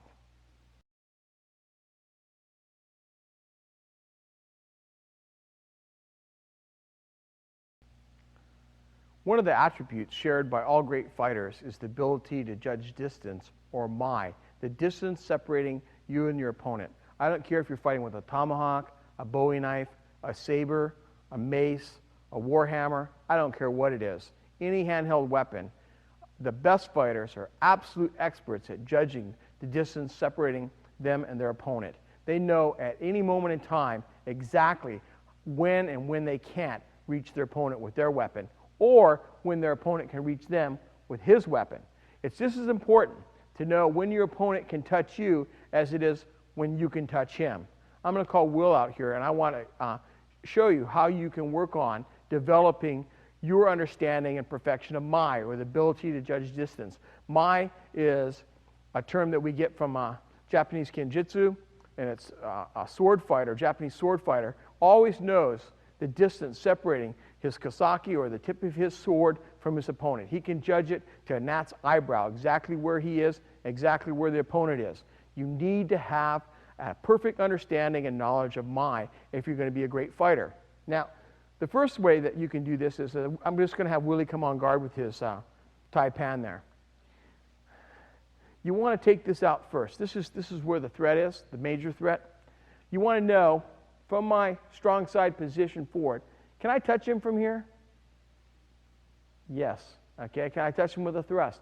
Absolutely. So he's totally in range of my strokes. So I know that I can touch him. If I can touch him, he could almost touch me too. So this is a real danger zone for me, okay? You have to be aware of that. If I can touch him with even one step, he could touch me with that knife, okay? So I have to be aware of that, all right? The longer handle of your tomahawk gives you an advantage in reach and in mai. I can touch him from a distance that he probably can't touch me. That's why I told you, when you're picking a tomahawk, you want the heaviest head and the longest handle you can swing and wield comfortably, okay? So the longer the handle, the better, because that reach is a huge advantage. All right, so I know I can touch him here, all right? I want to back up. Can I touch him from here? But what if I bend my knee? You see where I'm going with this? You need to know how you have to adjust your body to get greater reach. So right now, from this distance, I know that if I bend my knee, I can touch him. Even though I straighten my arm, I can't. What if I go back a little bit further? If I bend my knee now, I'm not even taking a step, and I lean and I turn my shoulder, I still have him. I haven't taken a step, and I'm almost 3 feet away. What if I go back a little further? Now, between my foot and his foot is a good 6 feet away, all right? I know that if I bend my knee deep and I turn, I do everything I can, I'm falling short. So now I come up a little bit. I'm learning to judge the distance separating me, how far my front foot is from his and how far my tomahawk is from his knife hand, right? So now I know if I'm here, I bend my front foot and I can just reach.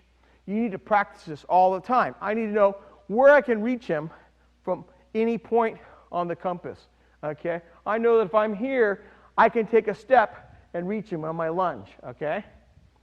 I know that if I'm here, I can take a step and reach him on my flèche. But if I'm at one step further back, I take that big flèche and I step in there, I extend as much as I can, I still fall short 7 or 8 inches, okay? You need to know exactly when you can reach your opponent and at any moment in time. Conversely, you have to be aware of his reach. You can't rest inside your opponent's lunge or flèche distance. If I was fighting Willie right now, this is my outside safe distance, right about in here. Okay, when I enter in here, my level of alertness has to rise. I can rest out here, and we're going to talk about this later, where you can rest and where you can't. I can move around here, and I'm relatively safe. But as I move closer, I'm coming into danger, and I have to be aware of that. Now, once you know where you can reach his hand, you need to know where you can reach the rest of his body from.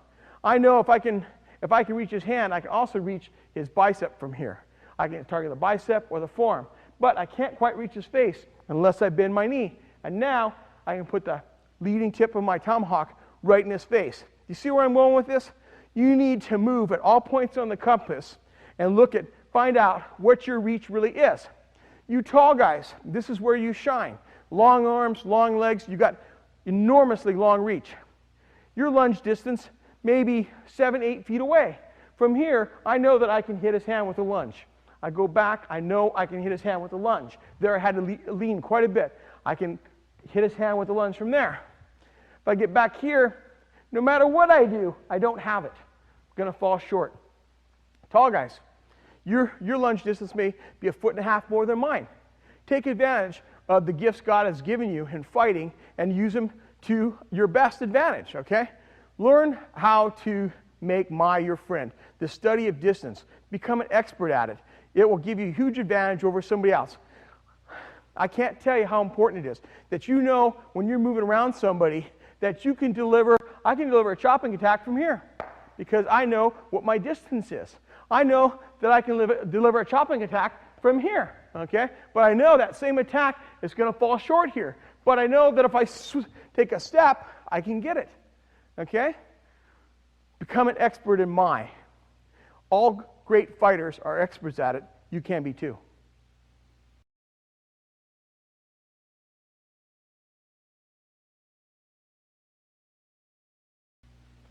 I've been training and fighting with edge weapons for almost 25 years now.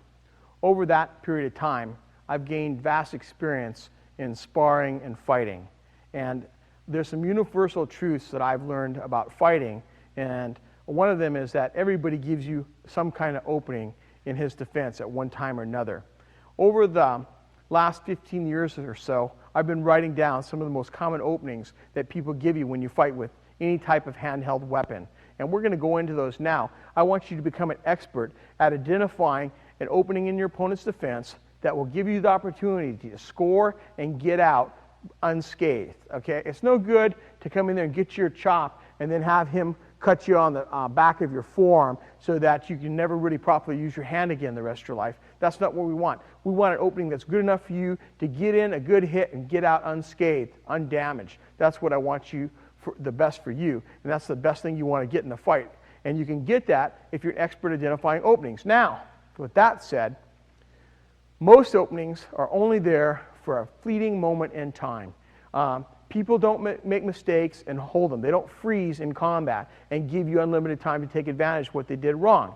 They're there for just a split second. That's why you have to become the expert at identifying them, and you have to become an expert in taking advantage of them instantly. You can't have no hesitation whatsoever. You have to take advantage of that opening when it presents itself without any hesitation.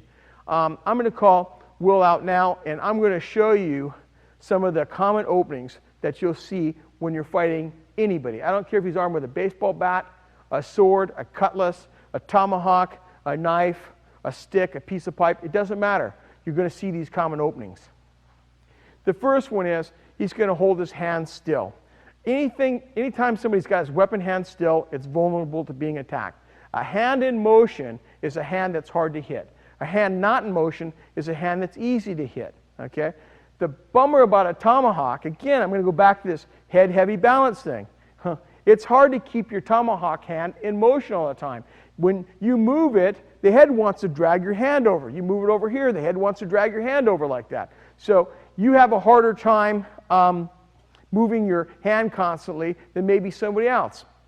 But watch for this mistake. Maybe he's got a pipe wrench. It's even heavier than your tomahawk. Maybe he's got a 3-pound engineer hammer. It's heavier than your tomahawk. When his hand is still, it's open. So take advantage of that. Now, the other thing that helps to compensate for your tomahawk's head-heavy balance is normally you outreach most weapons. I've got a 19-inch handle on this tomahawk.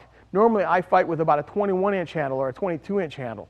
And I've told you earlier about how to experiment with different handle lengths. Get the longest handle on your tomahawk that you can handle, all right? So Willie's going to come on guard. He's going to show me that still hand. When that hand is still, I can attack it at all different angles, okay? I can attack it with the edge. I can attack it with the top of my hawk, as we've shown several times. I can slap it, okay? I can hit it with a wrap stroke. I can hit it from underneath. I can stab it from underneath. It's vulnerable. Anytime it's holding still, it's vulnerable. Use change-ups. I won't always just come in here and try to slash his hand, okay? Sometimes I'll be here and I'll try to stab his hand. Sometimes I'll be here and I'll slap that hand, okay? Use change-ups when you attack that hand, all right? Don't let him get used to the same motion. Use change-ups. Now, another common opening is the still form. As you make people move, they come out of their perfect stance. When we're on our good, strong side forward stance, we're in a pretty good spot. As you make somebody move, quite often they start to move and their arm comes in here and you see that forearm. Or they move like this and you see that forearm holding still. When you see somebody as you move around and you see that forearm move, take advantage of that, okay? Let's move here so that camera can see a little bit better, Willie. When I see that, notice that forearm is still, I'll come in there and drop my tomahawk on it.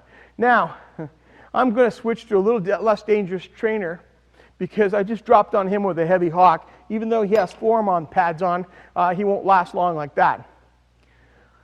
Look for that exposed forearm for even a moment in time. If it's crossed like this and showing, it's a really good target. Now, a really, really cagey fighter might give you this exposed forearm. Sometimes I'll do that.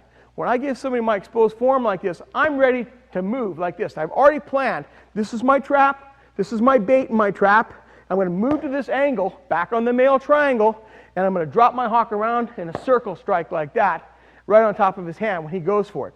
So, be aware, it could be a trap, but if you're clever, and he gives you that exposed forearm, move in here like this, and go with the snap cut, a real fast, speedy motion, and you'll beat most people's traps, okay? Look for that exposed forearm. The next opening people give you is a still body. People rest at the wrong times. If you're fighting and all of a sudden you notice he's holding still, step over here and cut him on this side. Anytime anybody is still, they're not in a position to attack or defend. A body in motion, a hand in motion is better able to react to whatever you do. Anytime it's being frozen or still, it takes some momentum to get it started again. They've got some inertia to overcome. You know, they've got to get going. And if it's moving, you can redirect it. If it's still, you got to move it. Same thing with his body. Look for a body that's still. If he's still, just for a second, attack him. Okay? Now, the next one is, I want you to look for exposed elbow. All right? Sometimes people move around and his elbow is up here. It's exposed. See how high his knife is? His elbow is pooching out right here. You can attack that right there. Okay? Watch for people to lift. Lots of people lift in preparation for their attack. They think better of it, and they move back out. If he moves up like this for an instant, you can attack that. If he moves up like that again, right there, bang, stick the top of your tomahawk in there. Smash that elbow in, okay? Now, the other thing is they let it pooch out to the side. They're here like this. They're moving around. The next thing you know, this elbow's here. When you see somebody's elbow out here to the side like that, attack that elbow. It works on this side too. When I see that elbow out here, I'll come over here and attack that elbow. I'm going to slow down a little bit. No matter how much protection you put on with this thing, it hurts when you get smacked on the elbow. The next thing I want you to look for is an exposed flank. People let you sometimes run on them. As I come around here like this, I see his flanks exposed for a split second. His flank is not behind his weapon. When he's moving like this and I get over here and he's slow to get back behind his weapon, his flank opens up. That's when you want to take it. Watch for somebody. Run on people. You don't have to stand here and fight them here. Run on them. Switch, okay? You've got to get good. I've taught you about how to switch hands on a tomahawk, right? It's super important. You need to be able to fight with either hand with your tomahawk. Everything that you do with your right hand, you need to practice with your left hand. A long time ago, in the early 80s, when I started studying JKD, I learned to fight with both hands forward. I still fight with either hand forward, whether it's a knife or a stick or a tomahawk, whatever. I practice with a saber with both hands. You need to fight with both hands too. Be equally adept with either hand. So run on people and take their flank, okay? Another thing that I find that people do a lot is they stand with their head tilted forward. Now, crouching, when you're boxing, when I'm boxing, I'm going to drop my chin, bring up my shoulders, bring my hands up, bring in my elbows, narrow slightly, okay? And I'm going to crouch. I'm in a good defensive posture here. My hands are up high. I'm in a good defensive posture. That works for boxing. People assume a crouch quite often instinctively when they're threatened. What they do, though, that's counterproductive. When you're fighting with a weapon, you don't want to crouch and tilt your head forward because you've taken your head further away from safety, okay, and put it easier within my reach. When he puts his head forward like this, he's put his head maybe 6 or 7 inches closer to me than it should be. And he's taken away some of the protection of his weapon because his head's so close now to his weapon, he doesn't have much reaction time to use this before my weapon intersects his face, okay? So watch for that. When I see somebody like that with a forward tilted head like this, I may look at his knife. So he thinks my attention's here. When I see him cue to that, I'll stab him in the face. I'll look at his knife, and without any hesitation at all, I'll stab him in the face. I may look at his knife and hit him on the top of the head. Or I may get back out here and go to a strong side back stance like this. And when I see that there, I may step in here and clock him a big one on the top of the head. Okay? Look for that head to tilt forward. Look for that chin to come down to the chest. People think they're doing themselves a favor. Let them think that. Take them out. Look for a forward tilted head. The other thing is, as you move people laterally, not only do they sometimes stand still, they get square. Come on in here, Willie. What they do is they come out of their protected position. Here I'm on guard. I've slightly bladed my body. What they do is they do this. As you make a move, they get to where they're showing you their full profile. Okay? Take people out and move them in a circle. Move them around, outside of range. Look for them as his guard deteriorates. Okay, as I come in here, I see that, and I switch hands, and I take him in his front hand because he turned and got more and more square to me. His alive hand started to drift out. I looked for that. I took it, okay? Look for people to stand too square to you. Anytime they don't blade themselves and stand like this side of the body is usually open, and you can take advantage of it. Now, the next thing is you tall guys have to be aware of this. I'm only 5'9". I don't have too much of a problem with this.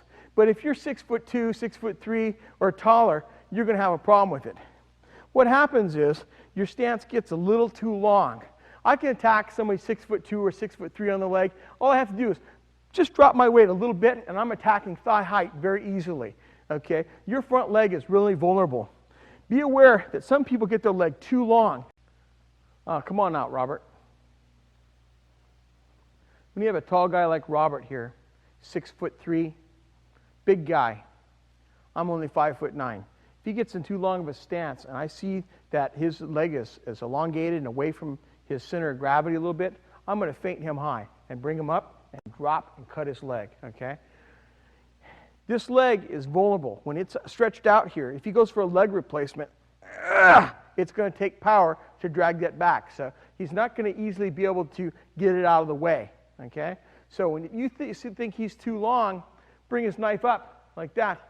You know, it only takes one time to have this hit you anywhere, and you're going to be really, really scared of it. So I can feint him up and drop and take his knee and come right back out. Now, remember, when I taught you, when you come up here and you drop here underneath somebody, you've got to be ready to pick him up, because if you're not successful or it doesn't work, he's going to drop that knife on your head. So always be aware of an opening where someone's standing too long, especially if they're taller than you are. In our knife fighting classes, I've had guys from around the world. We have one guy from Europe who's a really good fighter, but he's a big, tall guy. He tends to get too long in his stance, and I can nail him on his leg almost at will because he has such a hard time getting it out of the way. So be aware of this opening that your opponent may give you. Thanks, Robert. I'm going to call Will back out now.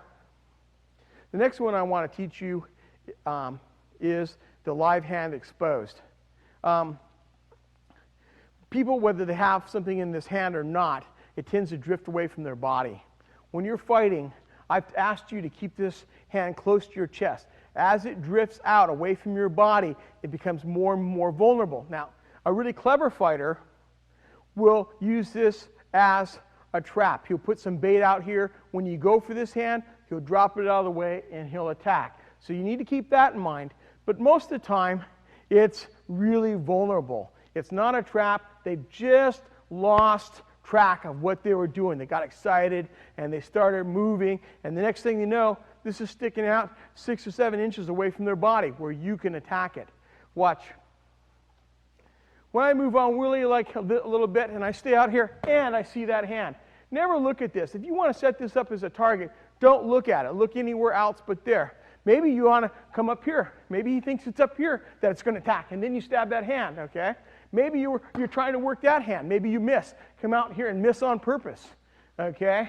And you come in and you miss on purpose again. And you come in here and you look at here and you hit that hand, okay? Look for that alive hand. When it drifts out, be ready to set it up and attack it. Now, when you first notice it, don't go right away. Give it a couple seconds. When you notice his hand's out here like this, do something else to him to make him think that's not the target. Come here and then come over there and snap cut it, okay? Look for that alive hand. If you can get your tomahawk bit on his fingers, he's finished, okay? His mind is going to leave this planet when you smash his hand with that razor-sharp bit of your tomahawk, okay? So look for that alive hand to be exposed. Now, there's another thing that you can do when you notice when people's attention is on your weapon hand. This is very common, especially people that aren't really experienced fighters. They'll watch your weapon hand, okay? Instead of looking at the whole person, your attention really should be here on somebody's chest, okay? This is where your eyes are, and you're using your peripheral vision. If you're looking at his chest, I can see everything from his feet to the top of his head, all the way out here to his elbows, everything. I'll use my peripheral vision, and I can see everything, okay? A lot of people, though, they'll do the wrong thing. They'll follow your weapon hand, your hawk hand. If you see that, you can lead them to where you want them to go. If I see his head, follow this, I can come back and smack that, okay? I can come up here like this and smack that. I can come over here and smack that, okay?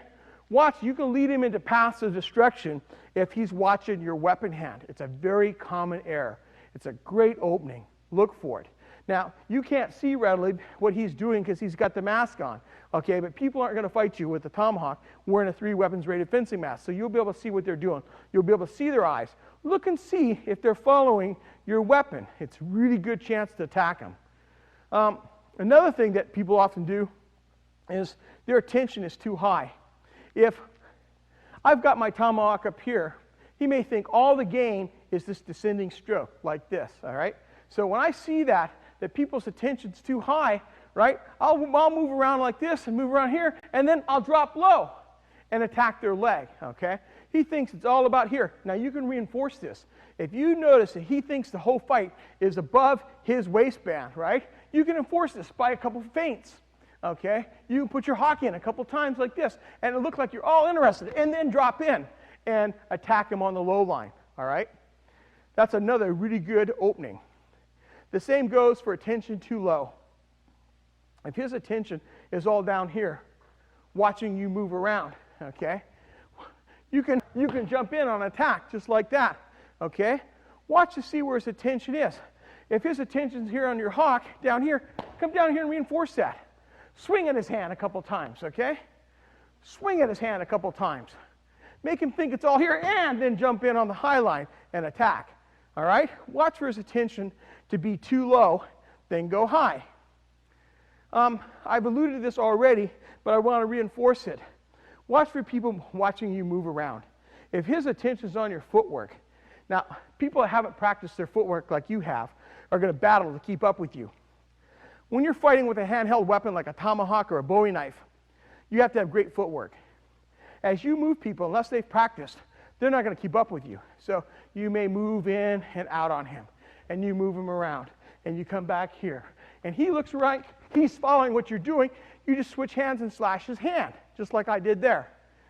Watch for him to try to keep up with your footwork. Watch for him to put his attention on your footwork and then attack. The last thing I want to teach you is to be aware of overstrikes. We all make them. I make them, Willie makes them, Ron makes them. Everybody I train with overstrikes from one time or another. You take advantage of it. What happens is I strike and I miss, and I get a big opening and he can take advantage of it, just like that. So watch for him. If he's here and he cuts at my hand and I pull back, I've got an overstrike. If he cuts backhand and I pull back, he's got an overstrike and he gave me an opening. Watch for any time that he goes past this center line with his weapon hand, right here. Once he crosses this edge of his body and gets over here with his weapon, he's in trouble. Same thing this way.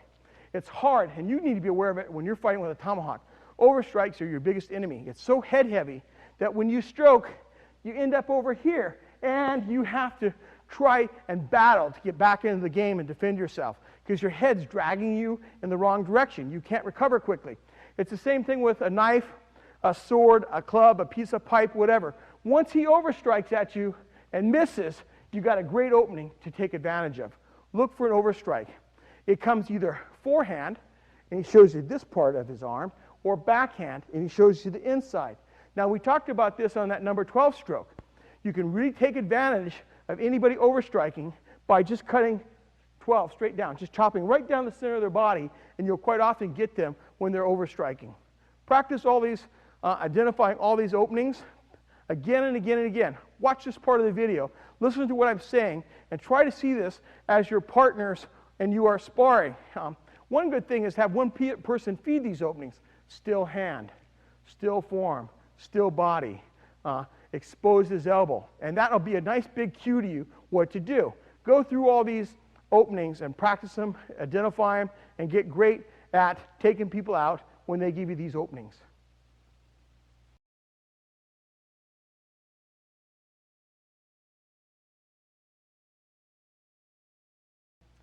Now I want to give you some basic strategy to guide your tomahawk fight with. The first thing I want you to remember when you're fighting someone with a tomahawk is not everybody attacks you in concise or precise ways. Lots of people are very unorthodox in their movements. Some people are really emotional. They're high on drugs. They're high on alcohol. They're mentally disturbed. And the angles that they attack you in can be very erratic and really unfamiliar. If you're used to boxing and you see a jab, a cross, a hook, you know what those look like. But people that don't box don't throw punches the way a boxer does. They come at all different angles with broken rhythm. The timing is off. The punches look weird. Everything is just chaotic, and that can happen in a fight. We call this a caveman attack, and we drill against this in street fighting practice all the time. I'll have people attack me at all different angles with weird punches, and I have to defend against it. It's the same thing when you're defending yourself with a tomahawk or a Bowie knife or a saber. I don't care what weapon you're holding. You have to be aware of the unorthodox fighter. One of the best things to do when someone is going to attack you chaotically like this, when you see them come at you, give ground and come on in and just press attack and take them out. as he moves. Give ground, see what his vulnerability is. Maybe I'll take him there. He's going to give you all kinds of different angles. Give ground, move on him, and take him out, okay? Don't stand in front of his chaotic, weird attack. Don't sit here and try to pick it off. When he comes in here, don't sit there and try to block. You don't know what that angle is going to be like. He may even come again like Willie did just there, okay? You have to, that's where conditioned reflexes help you.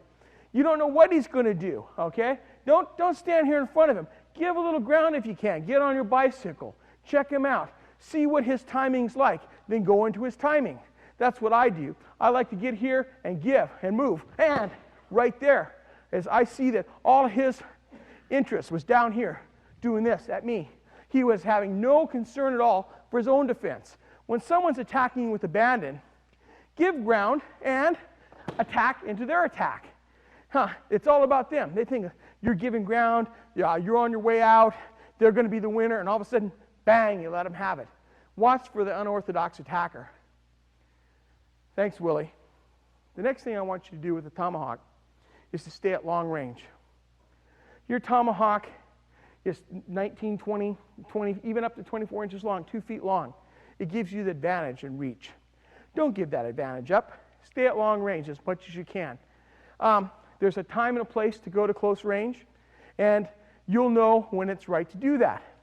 Normally, it's when you've knocked or cut his knife or his stick or his pipe or whatever he's holding out of his hand, and you can go and attack him with impunity now, and you can finish the fight. But until you get his knife on the ground, it's not safe for you to go into medium or close range. Stay at long range as much as you can. Now, I told you earlier I have a preference for strong side forward. I like to keep my tomahawk between myself and the enemy as much as possible because I can use it defensively and offensively here. Sometimes as a changeup, though, I'll switch and I'll go strong side back to lure him unexpectedly within the reach of my tomahawk and that big overhead downward chopping stroke like that. So I will use a changeup from time to time, but primarily I prefer you to fight with your tomahawk in the front. You're going to battle to defend yourself with your tomahawk back here. It's going to be really difficult to defend this side of your body without changing your position, okay? So I like to have your tomahawk in front. I touched on this again and again and again. I'm going to call Willie out here. I just said it. I can't emphasize it too many times. Our overall strategy is to always disable the guy's weapon hand first. I don't care whether you chop it or slash it or slap it or you hit it with a wrap. What I want you to do is make your fight all about getting that knife, getting that stick, getting that piece of pipe on the ground before you do anything else. You don't have to go into his body and risk getting stabbed unnecessarily. You don't have to come in here and try to attack his head. Knock this out. If you knock this out of his hand, there's not much he can do. I can come in here, and if he tries to block or he just tries to block that, I jerk that down, and I stab him again. Now, let me teach you on that for just a split second there. Okay, just leave that on the floor. Anytime someone tries to block your tomahawk's path, that's where that hook is. See this? I hook here, release, and stab him, okay? Anytime I backhand, he tries to block, I hook, and I stab him. Any impediment to your tomahawk, anytime anybody tries to block it or get it out of the way, just jerk whatever is in your way down, stab back. Really, really excellent, this hooking thing. I can't talk about it too much, and you need to always keep that in your mind. Now, the next thing I want you to do is I want you to defend your tomahawk hand at all costs, okay? If you get cut on your live hand, it's bad. But it's not necessarily a fight finisher if you're a really good, strong fighter. But if you get cut on this hand, you're really in trouble, okay? Because the tomahawk requires strength to wield. Most of us aren't going to have the strength in our weaker hand to wield it effectively unless you train with it religiously equally, 50-50. All your training's 50-50. If you're not doing that, you're in big trouble if you get your tomahawk hand cut so badly you can't hold it. So you want to defend this at all costs. So I like to keep it back out of range, like I said, until I'm ready to enter, okay? I want to keep it out of his range as much as possible, and I want to defend this at all costs. That's part of our overall strategy. The next thing I want you to do is I want you to concentrate and not moving necessarily vertically all the time in front of people. At our recent Cold Steel Challenge, we had a number of knife fighting events. One of the errors that I saw almost all the contestants make when they're fighting, both in knife and in sword fighting, was they stayed at the same range, right here. They may have moved a little bit from side to side, but mostly they stayed here and fought here. I want you to move diagonally and horizontally away from your opponent all the time. I want you to move on him here. I want you to move here. I want you to try to take angles on him all the time. I want you to change the distance separating you and your opponent all the time. I don't want to see you fight like this, okay? I want you to back up here. Change this distance all the time so he doesn't know where you're going to be, okay? Sometimes you're going to press him. Sometimes you're going to give ground. Sometimes you're going to circle him. Sometimes you're going to rush him. You don't have to go all the way in. Just make him feel your threat so he doesn't get a fix on exactly what you're going to do. That's a big part of our strategy. Now, the next thing I want you to become really expert at is controlling your edge and your point. You need to be really good at point and edge control. If you can put your point on target with the slightest opening, you have a huge advantage, okay? If you can hit something in motion as small as somebody's wrist with your tomahawk, you have a terrific advantage. When you're moving around and he cuts at you, and you can pick that up. If he cuts at me, and I can pick that up, just go ahead and cut at me a couple times. Go ahead. A little faster, faster, faster, faster, faster, faster, faster, faster. If you can get that like that, get that tomahawk edge on your opponent's arm, okay, reliably. You don't have to do it once to win the fight. One smack, he sticks that out and you pick that up. There are no comebacks for him now. That wrist is done, okay? That's the advantage of the tomahawk. You have to be able to control your point and your edge. The person that has superior edge control wins. The other thing I want you to do in overall strategy of your fight is to stay cool. I know that's easy to say and hard to do, but I found that if you can keep your mud in the fight, you have a huge advantage. If you don't become too flustered, if you don't become overcome by fear or emotion, you've got a huge advantage. Listen, it's very easy to have your nervous system overwhelmed with someone coming at you screaming, swinging a piece of pipe or a monkey wrench or a knife or a machete or something like that. Very easy.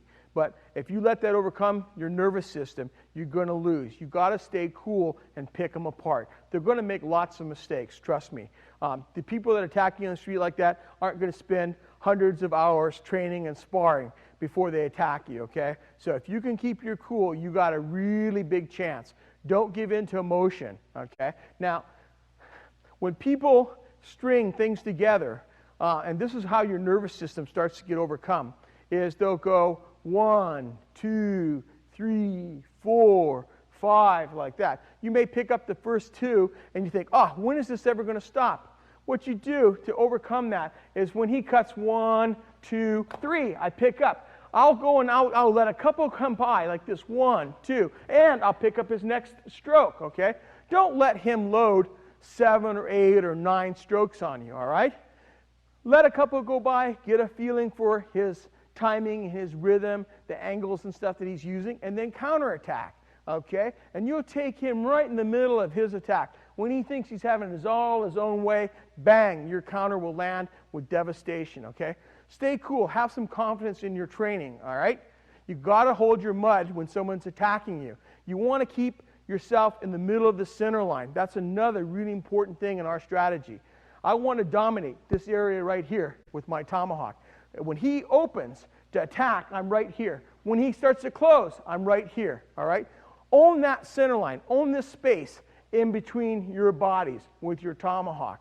People that aren't trained, that rush you and want to wipe you out with some handheld weapon, they're going to give you that center line. Take advantage of it by staying cool. The other thing I want you to do is I taught that male and female triangle. I want you to respond as much as you can to attacks on the female and male triangle. Anytime you can, if you can see that attack coming, get off line. Don't stand in front of it. If he backhands, come over here. You got all kinds of great opportunities to end the fight if you can take an angle on somebody. If you stand in front of him like this, you prolong the fight. If you can get here, you end the fight, all right? The other thing I want you to get used to is stepping in as you defend. It took me about 6 or 7 years to get used to this in knife fighting. Is sometimes, as my friend Ron says, you have to go to the heart of danger to find safety. When he cuts at you, sometimes you have to step into that attack and slice him. When he cuts backhand, sometimes I have to step into that attack to take him out, okay? Go forward on attacks that you can read. Try to go forward on an angle, but even if you have to go straight in, if he comes down number 12, from here, I might come here to take him out, all right? Get used to stepping into big motions. You can take people at a moment in time that they're not going to expect it. Very few people are going to expect you to go into their attack. Most people run from an attack. When he cuts at me, most people go back, which is okay. If you haven't got a good feeling for him yet, give ground until you do. But you see, he's making big motions. When he makes a big motion again, move in on it, pick it up, okay? That's one of the ways that you can win a fight and take people out right away. The other thing is, I want you to get used to carrying extra weapons. Don't get caught with just a tomahawk in your hand. Like we said earlier, there's no excuse for it. If you've got a tomahawk, you can improvise some other type of stabbing instrument. I don't care if it's a garden stake that you pull up out of the garden, or a tree branch, or a broom handle that you find in a closet someplace that you cut in half and sharpen quickly with your tomahawk. Always fill your hand with something else than just your plain empty fingers. These things will bounce off like chiclets when somebody hits them. It's a lot easier to parry with a stick, a piece of pipe, a knife, even a rolled up newspaper than it is your empty hand. So always fill your hand with some other weapon. If you keep those things in mind, I think it'll really help your fight game.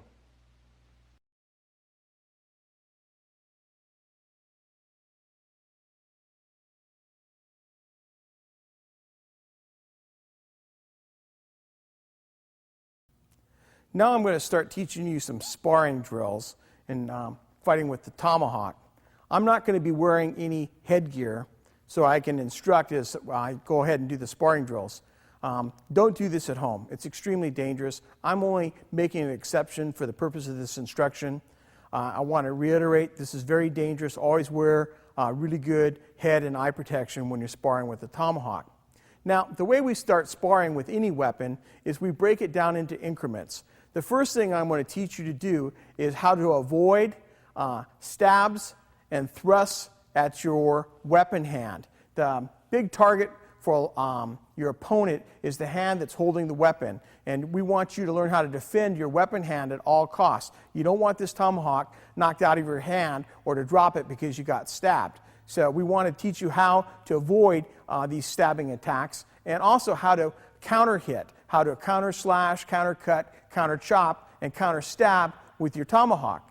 But we're going to break it down into increments. If you just start flailing away with your training partner, it's called survival. You won't learn anything. But when you break sparring down into manageable bites or manageable increments, you can build your skills to where you really start going at it, you've got something to work with, and it's just not a fur fight. So I'm going to call Scott in here.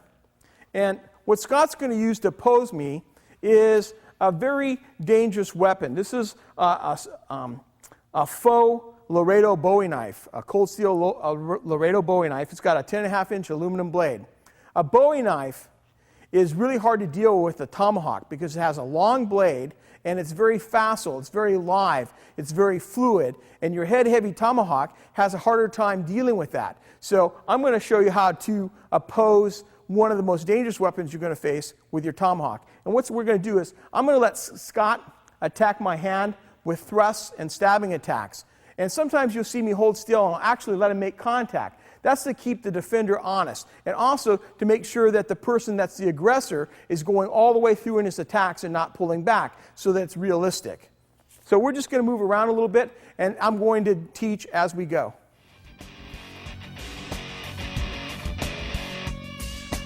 Go ahead and stab him. There you go.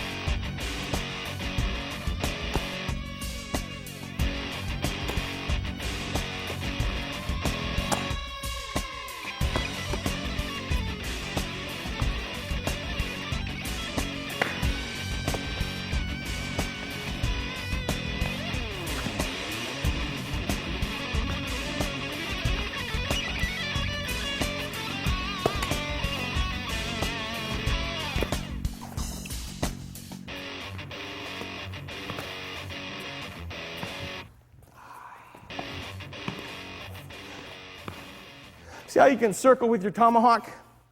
He cuts. You circle out of the way, back, and you come right over on top of his head.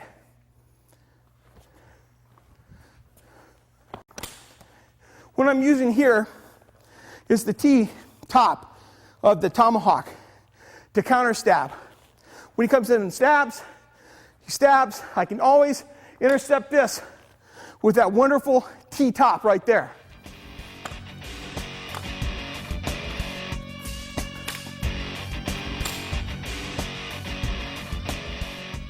See, I'll let him stick me sometimes just to keep that going. And then I'll resume.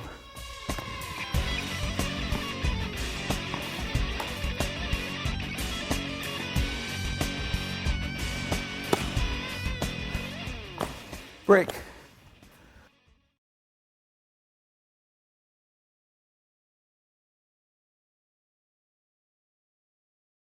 Getting cut or slashed on the hand holding your tomahawk is pretty much a fight ender.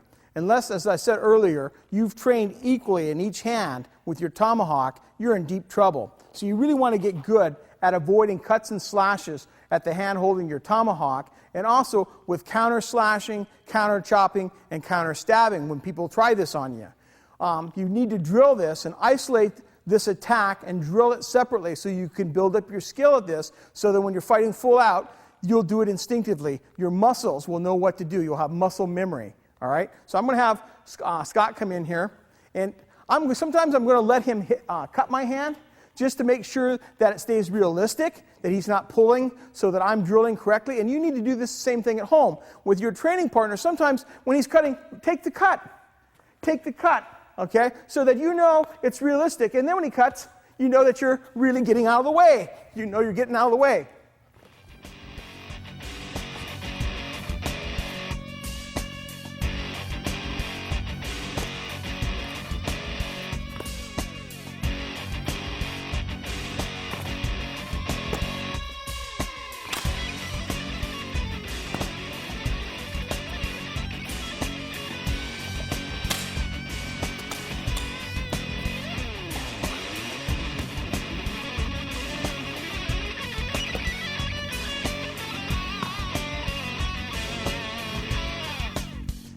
Now, as you're fighting, when you see him cut, try to step on an angle.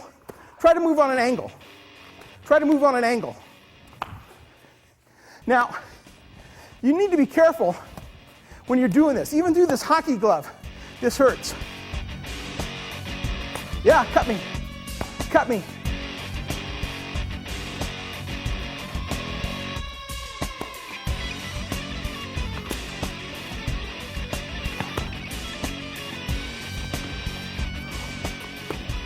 See right there, I went down. I went down here, I came back up. The edge of my tomahawk wasn't in a position to cut with, but my hammer pull was in a good spot to hammer with. Use all parts of your tomahawk when you're sparring.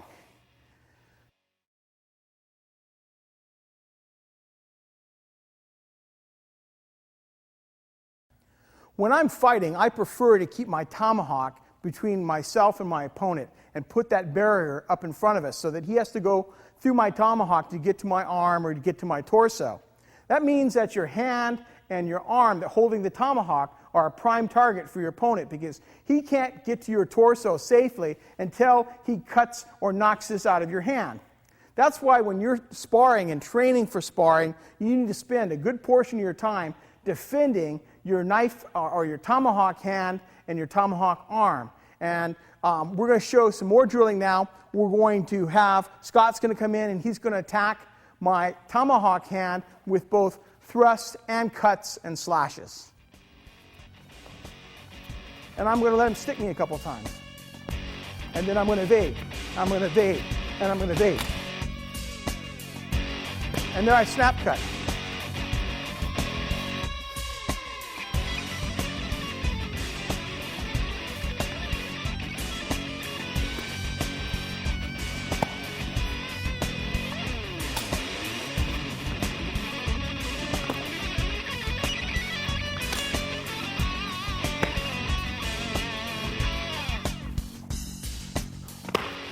You all right?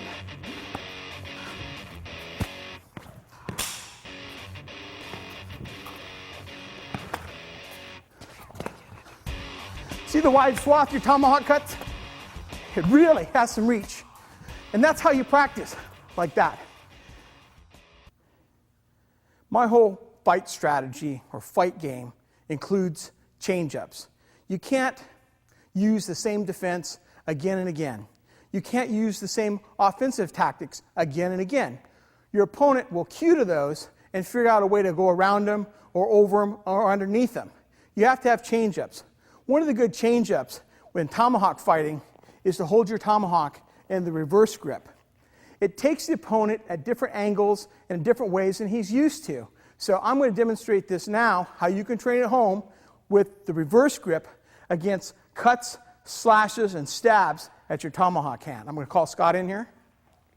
And remember, I've told you again and again about this, I'm not wearing face and eye protection for the purpose of teaching. Don't you do this at home.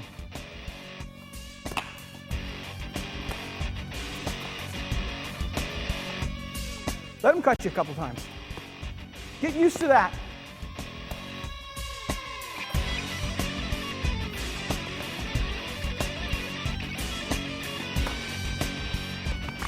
Now, one of the things I love, when someone pushes off to slash you, go back on the male triangle. Just stay right there, Scott.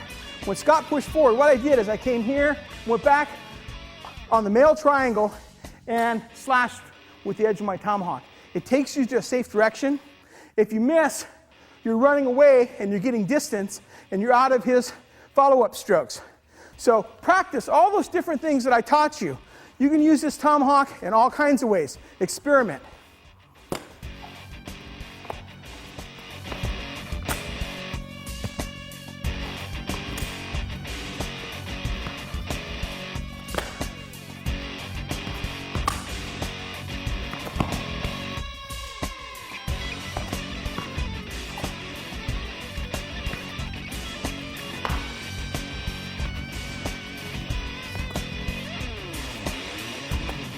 You can experiment. You can hold your hawk high, too.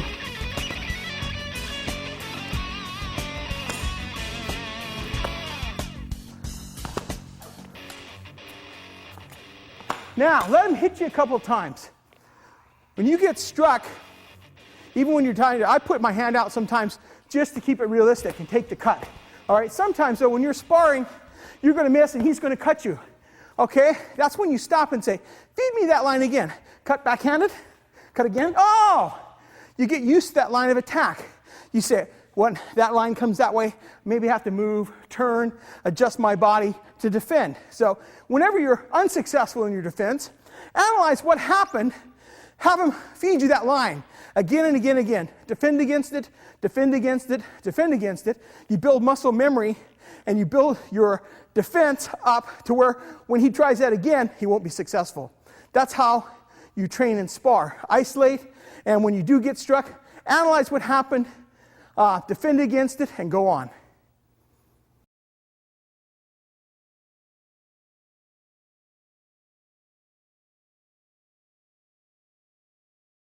After you've trained thoroughly at defending cuts and stabs at your tomahawk hand, it's time to move on and practice defending against cuts and stabs at your torso. So I'm going to call Scott in here and I'm going to demonstrate this. You're going to use all the evasions that I've taught you and all the counter slashes, snap cuts, stabbing attacks, your whole bag of tricks. And this is the time for you to learn and experiment. And remember, don't be afraid to take some once in a while just to keep it honest and to make sure your distance is correct, that your training partner is coming all the way in, because he's showing you respect too. He's coming all the way in so that you're actually training against realistic attacks. It's the same thing when we're boxing in our gym here. Sometimes I'll take the jab.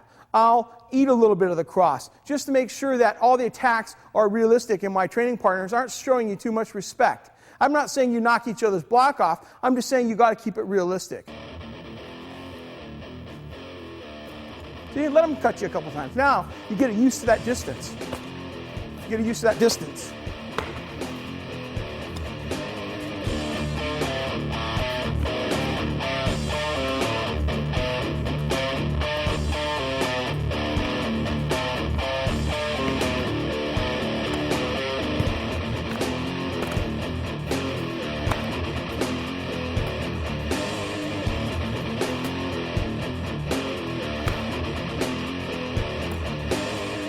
right. Let him stab you a couple times.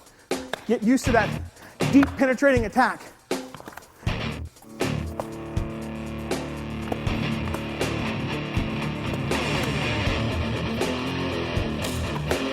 Sometimes you can double up like that. Just like that.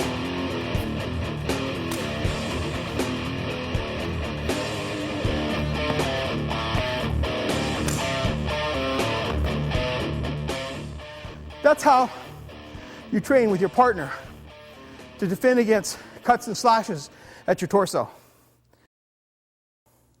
Another thing that you can do to build your defensive skills and stopping attacks at your torso is to limit the space in which you're going to fight. We do this in our close range knife fighting all the time. In my gymnasium, I have all these puzzle mats, and what we do is one person stands on one square and the other person stands on the other square, and they can't leave that square. So you can't use your footwork very much to evade with. It forces you to develop the defensive use of your tomahawk or your knife or whatever other weapon you're fighting with. So I'm going to call Scott in here. I'm going to demonstrate this. Now, because of the close proximity, you need to start a little slower than other training when you begin this drill. So what I'm going to do is he's going to attack. Hang on, Scott. He's going to attack from my shoulder right about to about my waist, my torso area, and I'm going to defend with my tomahawk. Now, the cool thing about a tomahawk is it's longer than most other handheld weapons. It's longer than knives and lots of other weapons. So you get a lot of swath. You can cut a wide swath with your tomahawk. So when you're practicing this, keep your tomahawk in front, and you'll find that it's really useful for stopping stuff, and you learn how to do it. See that? A tomahawk catches. It catches in all kinds of stuff, caught in his glove.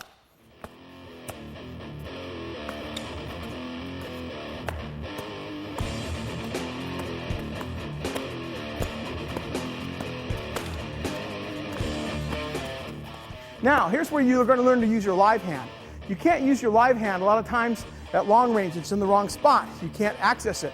But when he's cutting here, here's where you get to practice. Just keep going. That's how you use it.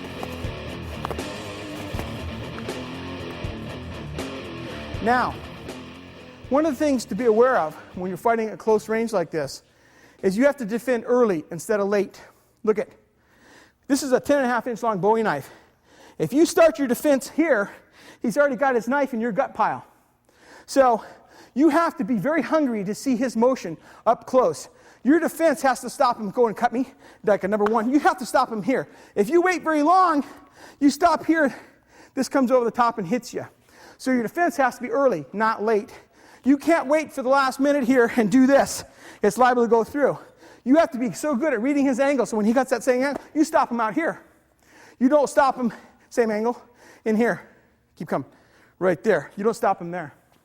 So when you're here, you have to be hungry to pick up his attacks. And very, very quick to do it. Read that motion right away. Stop him out here as it's just starting to come forward.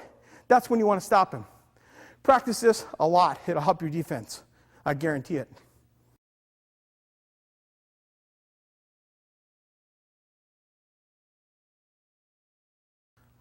One of the things I find most people deficient at in fighting is defending their face and head from stabbing blows. Most people are wide open for a stabbing attack. I don't wish that for you. I want you to have a really good defense against stabbing attacks and thrusts at your face. The way I like to train this is more stationary than mobile. If I move around constantly while my uke or training partner is trying to stab me, maybe every 30 seconds he might get 3 or 4 good stabbing attempts in. But I'll do a lot of running, a lot of moving, and not much drilling, not much training.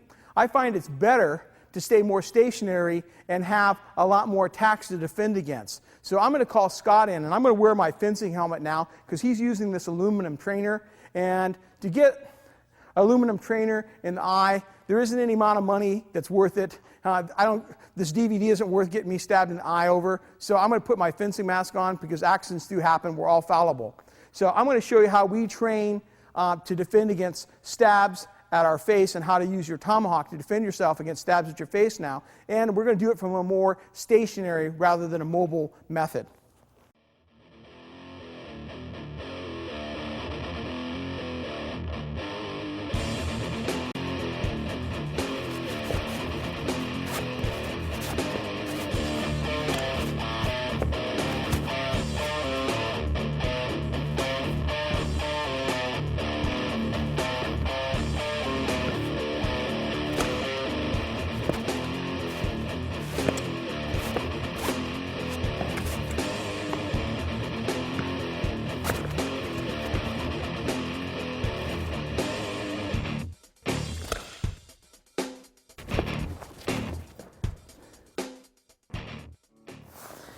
You see, when someone stabs at your face with a tomahawk, one of your games should be to lift him.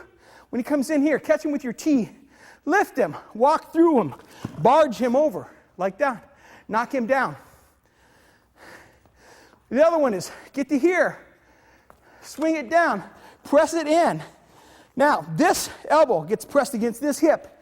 You have to transfer that hand. Watch for him to trade. Take him out. Let me put my helmet back on.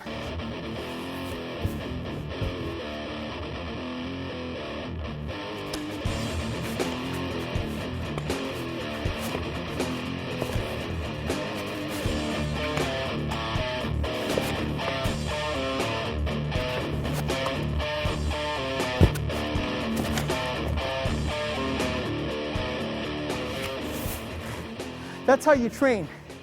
Get used to, at some point, roughing your opponent up.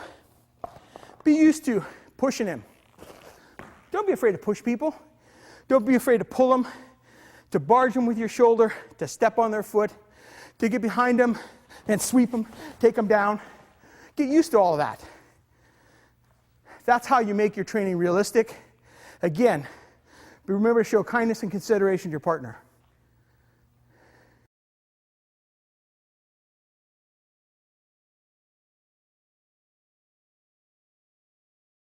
Once you've isolated stabbing and thrusting attacks at your face and defending against them with a tomahawk, let's add in the slashes and cuts also. So when you're drilling, you'll be defending against stabs and cuts and slashes all at the same time. And we're isolating the face here to give you a chance to learn in increments. So I'm going to call Scott in here, and I'm going to show you again. I'm going to limit my mobility, and I'm going to go reasonably slow for me. And I'm going to show you, I'm going to be putting in some of the other attributes of the tomahawk as I defend.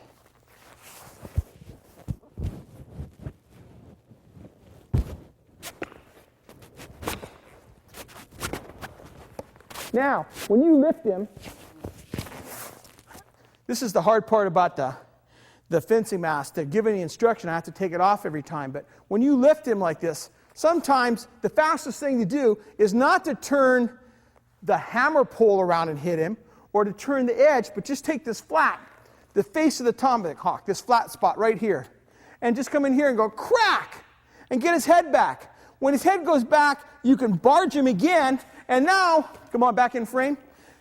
As he's going back, you can switch and get a longer grip on your tomahawk, and then really bring it and kill him with that stroke. Don't be afraid to use all the parts of your tomahawk, and especially because some of them are going to be more available than others at any single moment of time. Don't always have to depend on your edge or your hammer pole. Use the top of the hawk and the flat of your tomahawk, the butt too.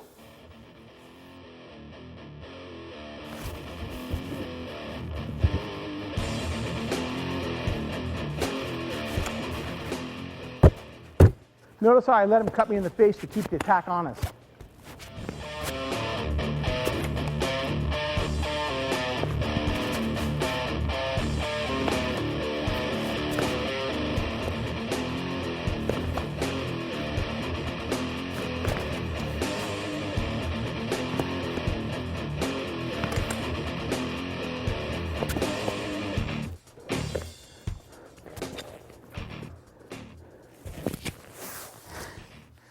That gives you a pretty good idea how to practice.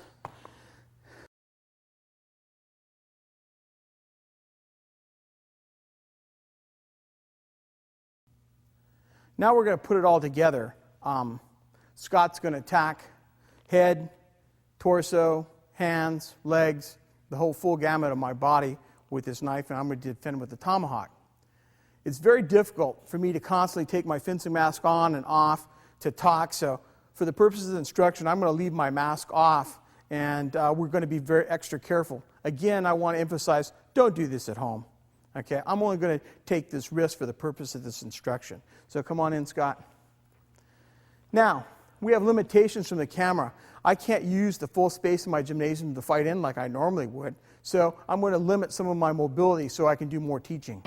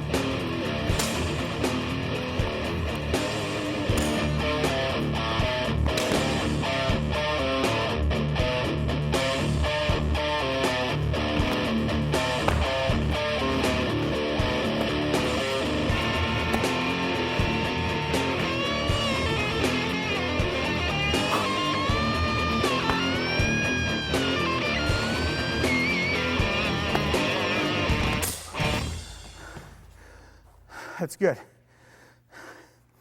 That's how you spar with the tomahawk. Gotta be careful. You don't hurt your training partner, but you have to be realistic too. This concludes our teaching on how to fight with the tomahawk. I hope you've enjoyed it, and even more, I hope you learned something about this fearsome, uniquely American weapon, the tomahawk.